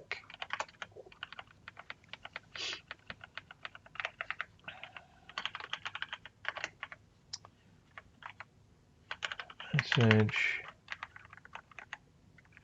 I don't think I can do it as T though.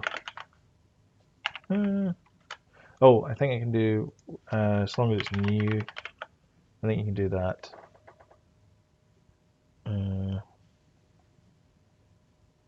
No.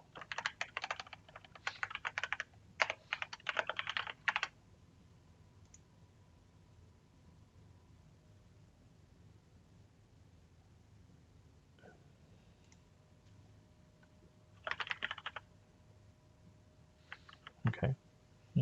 Nope, didn't like that. What? Oh, for the love of it. There, fine. So it's got to be a class. It's got to be new, and it's got to be UDP. It's good. And then receive, we're going to say callback, invoke, message.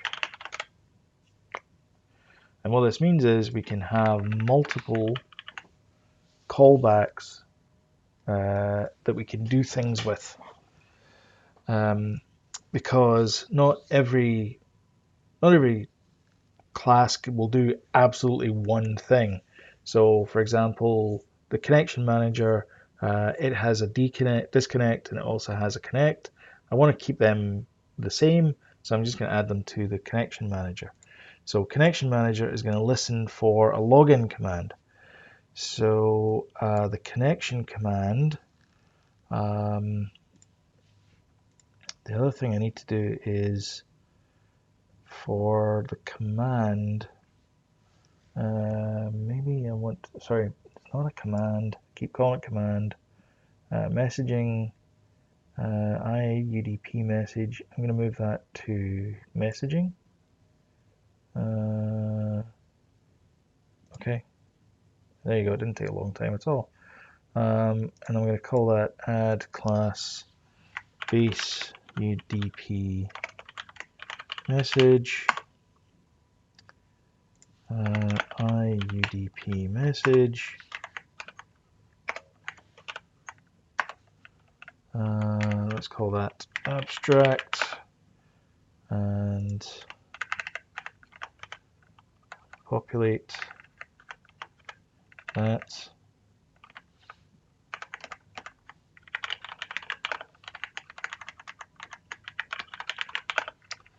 And for this I want to have public base UDP message, point remote. Let's call that sender. And we'll have public get sender equals sender.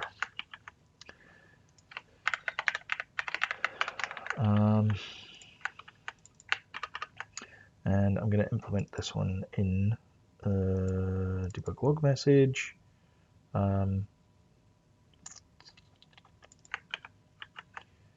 Base UDP message, which is going to be in a namespace, obviously, because reasons. Okay.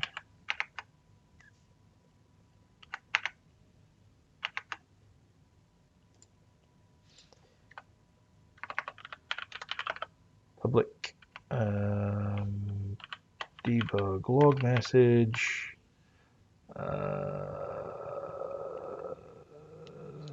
That's why I don't want to put it in there.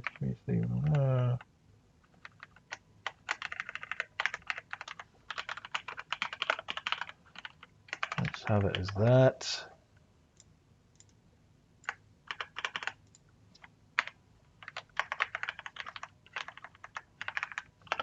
And set that there.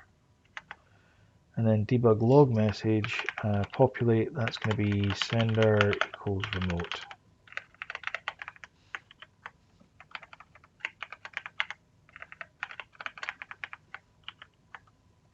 Okay, why is it not liking that?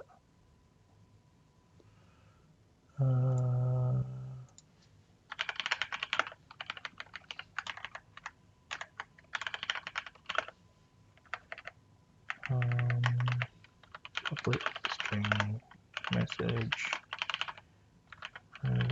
set. So I want to know where this message came from. Okay, and now in the connection manager, I want networking messages, class welcome message,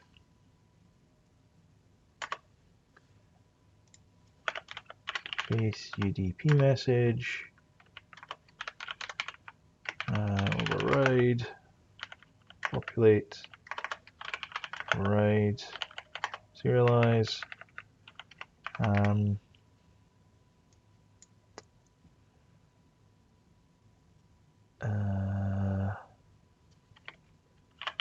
sender equals remote. And I kind of want it to do that all the time and then handle the on populate. Like I don't want to keep doing that. So let me change that to on populate.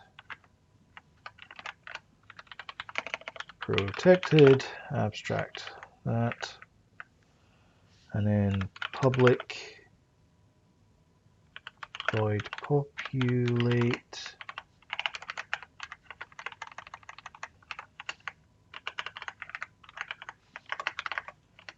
sender equals remote on populate remote reader.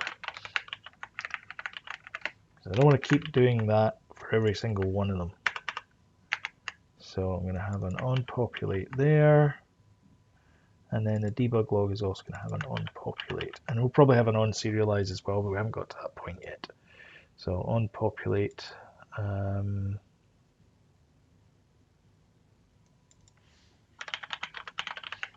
That's protected. And I think the other one is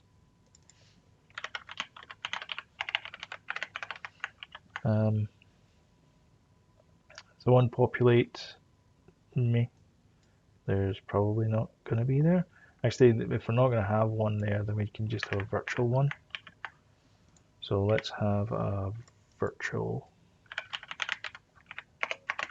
because we don't need to implement onPopulate if we don't need to implement onPopulate, if that makes any sense. And then in our connection manager, we want to do register handlers, private void register message handlers, postoffice.instance.register type of welcome message.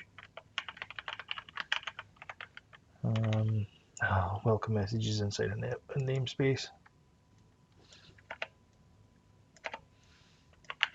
This is because I keep creating classes in here and not in Unity, and so Visual Studio automatically adds the namespace for me.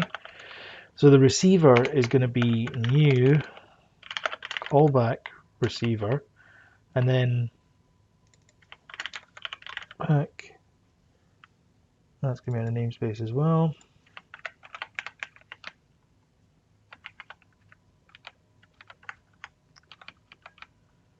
Ugh.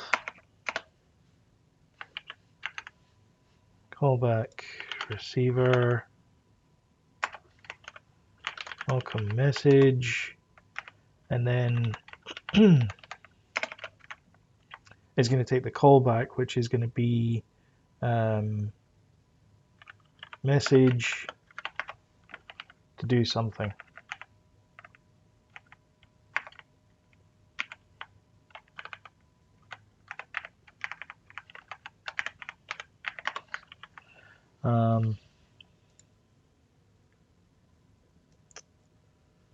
What's the missing here? 1, 2, 3. I'm missing one again. There we go. So what I want to do here is I want to register this person with the client connection up here.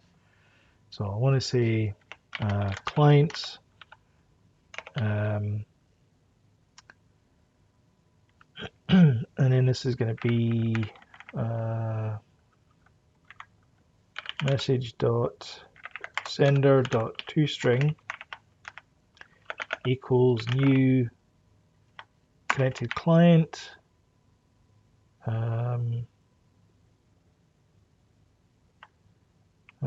message dot sender, and that's it. Okay. And then to serialize this, we need to create the message and we need to send that out. Excuse me.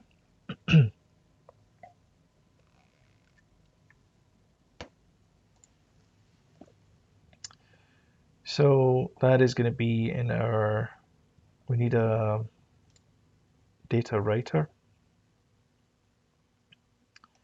So I'm going to create a data writer here, data writer. And data writer is going to be the same as data reader, kind of. So I'm going to go grab that. I like data writer. And that's going to be binary writer. And then that's going to be generate variable reader.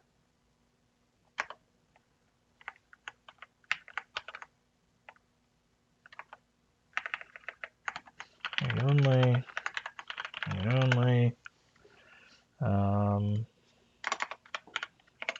public byte finalize.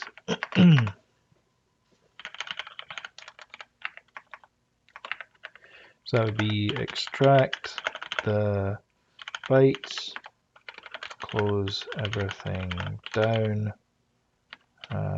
return data. And we don't need that there. And we have public void write int integer. Oh, that would be writer.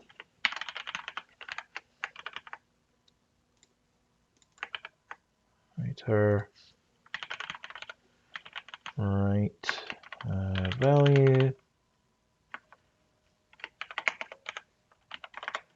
public void write string value, writer dot write value dot length, writer dot write encoding dot ASCII dot get bytes value, if value equals null. Actually, it should be if string is null or empty, value return, just in case. And then finalize, what we want to do is writer.flush, stream.flush, I think we need to do as well. Var temp equals stream to array.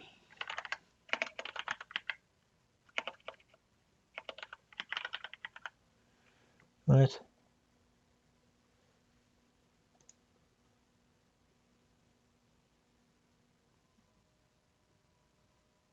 Oh. To array. And writer.close, writer.dispose, stream.close, stream.dispose, and then we want to do return temp. Okay, and that finalizes everything. And then message serializer.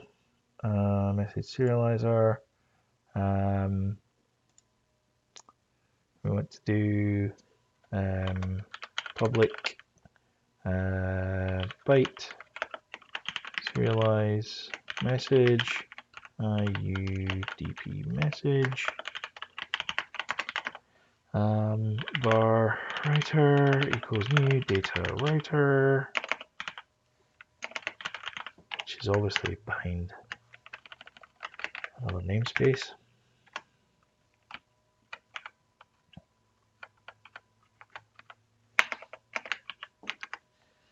Data writer, and then that's going to be message var bytes equals message dot serialize writer, and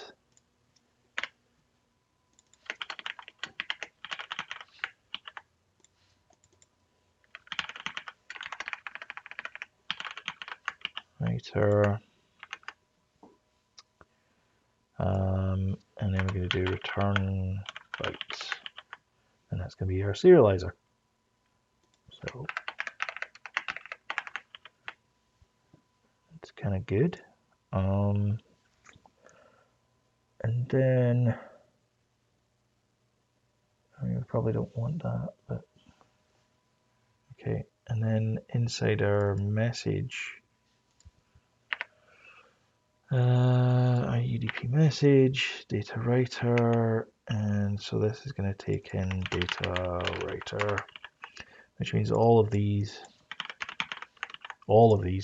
of them are going to be wrong. So we go to welcome message, that one there, and we got that one there, and we do that one there. Okay. So the serialize, what we need to do is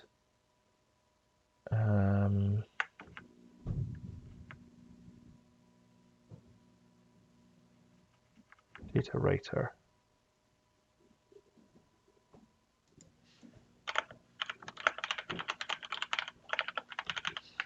So I want to say write length. So if write length, write the length. Okay, because we want to write the header. We don't want to write the length there. Okay, so inside the serializer, what we want to do is we want to writer dot write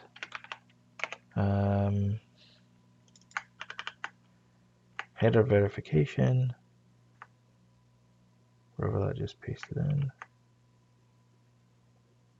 Header verification, color false. We then want to write the command name dot write message dot get type dot name, but it's got to be the substring of that.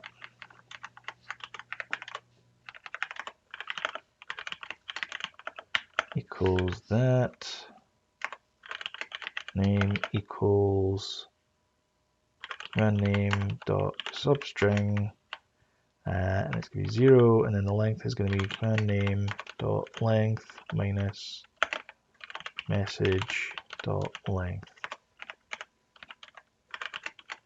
So we're going to write the command name, and then the only thing the command has to do then is write the payload. Okay, so the welcome message, we do writer dot write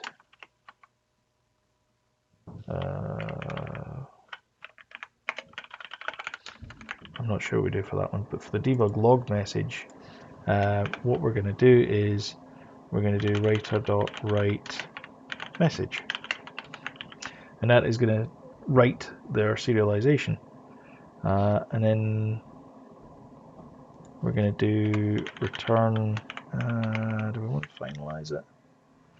Actually, I don't think we do want to finalize it. We don't do void,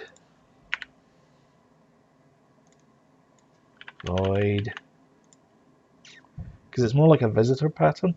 So we're not actually returning anything to it. We're just returning from it.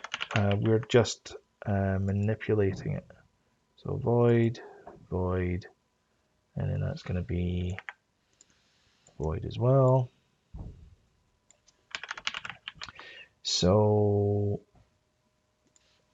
base in that is going to be virtual as well, because you might not want to serialize it for whatever reason. I don't know why you wouldn't, but you might not want to. So inside our message serializer, we now have message serialize, and then we want to do var bytes equals writer dot finalize, and that closes everything off. So we now go back to our connected client. Oh, that's not the one.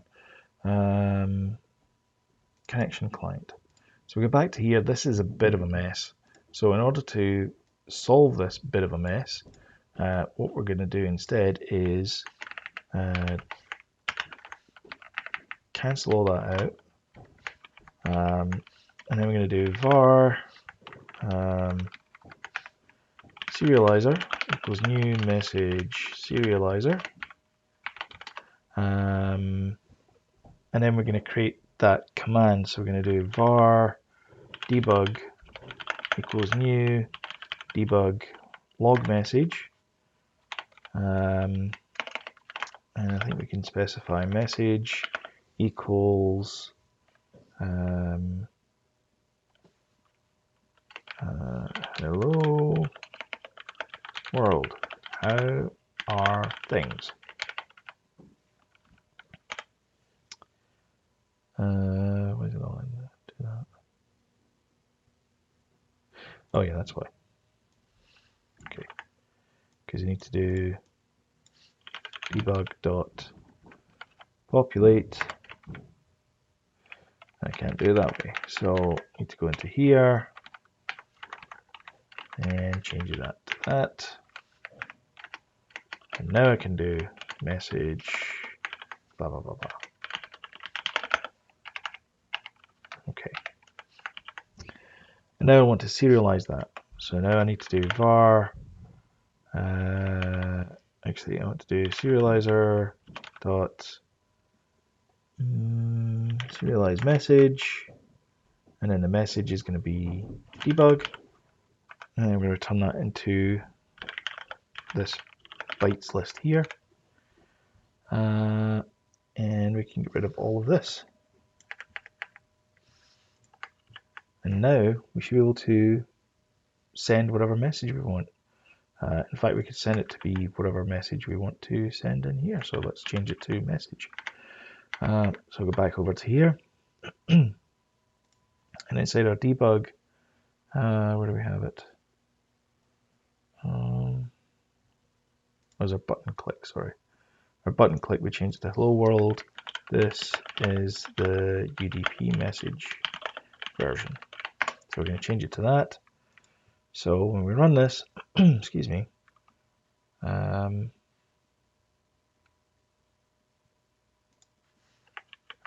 run this.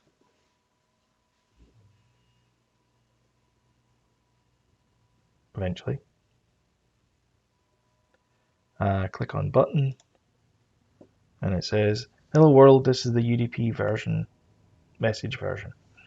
So everything's getting sent now using messages from the client to the server. So I can get rid of that bit there. And so the next part is going to be the welcome message. So we have our welcome message in there. So we can send a welcome message across to the client. So the welcome message isn't going to do anything. So I don't need to do that there. But it is going to get picked up on the client. So instead of sending the debug log message, what I'm going to do is I'm going to send the welcome message. Welcome. Or welcome equals new welcome message. And that's it. And then on the client side, the connection manager side, if we get the welcome message, then it should hit this breakpoint here. So I'm going to run this here. It's going to compile. It's going to run.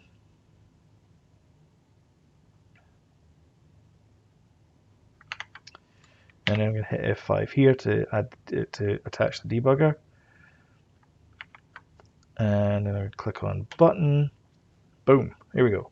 So now we have clients, and then we have our sender, which is this here, which is the IP address and the port number, and it adds the connected client to the list of connected clients. So now we know who's sending what message, which is great. We can also tell, like we can have a timeout, we can check, we can list all the clients and see which ones are valid, and if we haven't got a valid one, then we can drop that client. And we'll do that later on in the game, but that's the sort of idea that we can do now. So yeah, that's I think that's the first video. I thought we'd get further than we did, but we didn't.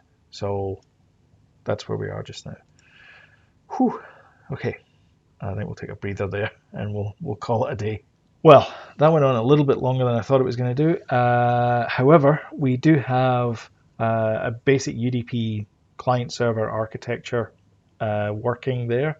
So we have messages passing between the client and the server. We're going to work on the chat part of that in the next episode, so stay tuned for that. I hope you're enjoying these networking videos.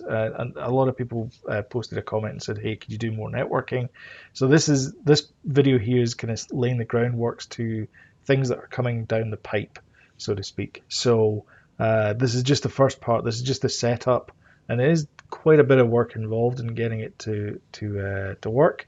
The UDP part is very simple, but we kind of ran into issues. But I think I've overcomplicated some of the parts, so we might have to refactor later on. Not to worry, it's just a sort of stream of consciousness just now, but I have an overall picture, and hopefully that diagram. Let me just bring that diagram back up. Hopefully this diagram here kind of helps. So we have our connection client over here. We have the game, which is the common code, and the commands get serialized. They get sent through the ether from the client to the listener over here, and then the listener then figures out what the command is based on this list down here, and then executes that command. And you saw that at the end there when I sent the welcome message, and then something on the server side happened. We added the player connection client class to the internal dictionary. So yeah, quite a bit of work to get to that point, but hopefully it'll go a little bit smoother from here on in. Anyway, if you liked the video, thumbs up. If you didn't like the video, thumbs down. Please let me know in the comments below. Either way, it helps out. If you want to help the channel, and you owe me nothing, but if you'd like to help the channel, please share this video or any other video on the channel that you like using, Facebook, Twitter, that kind of thing. If you really want to, you can hit the subscribe button and the notification bell thing because reasons. And yeah, thanks for watching, and I will catch you guys in the next video. Bye bye.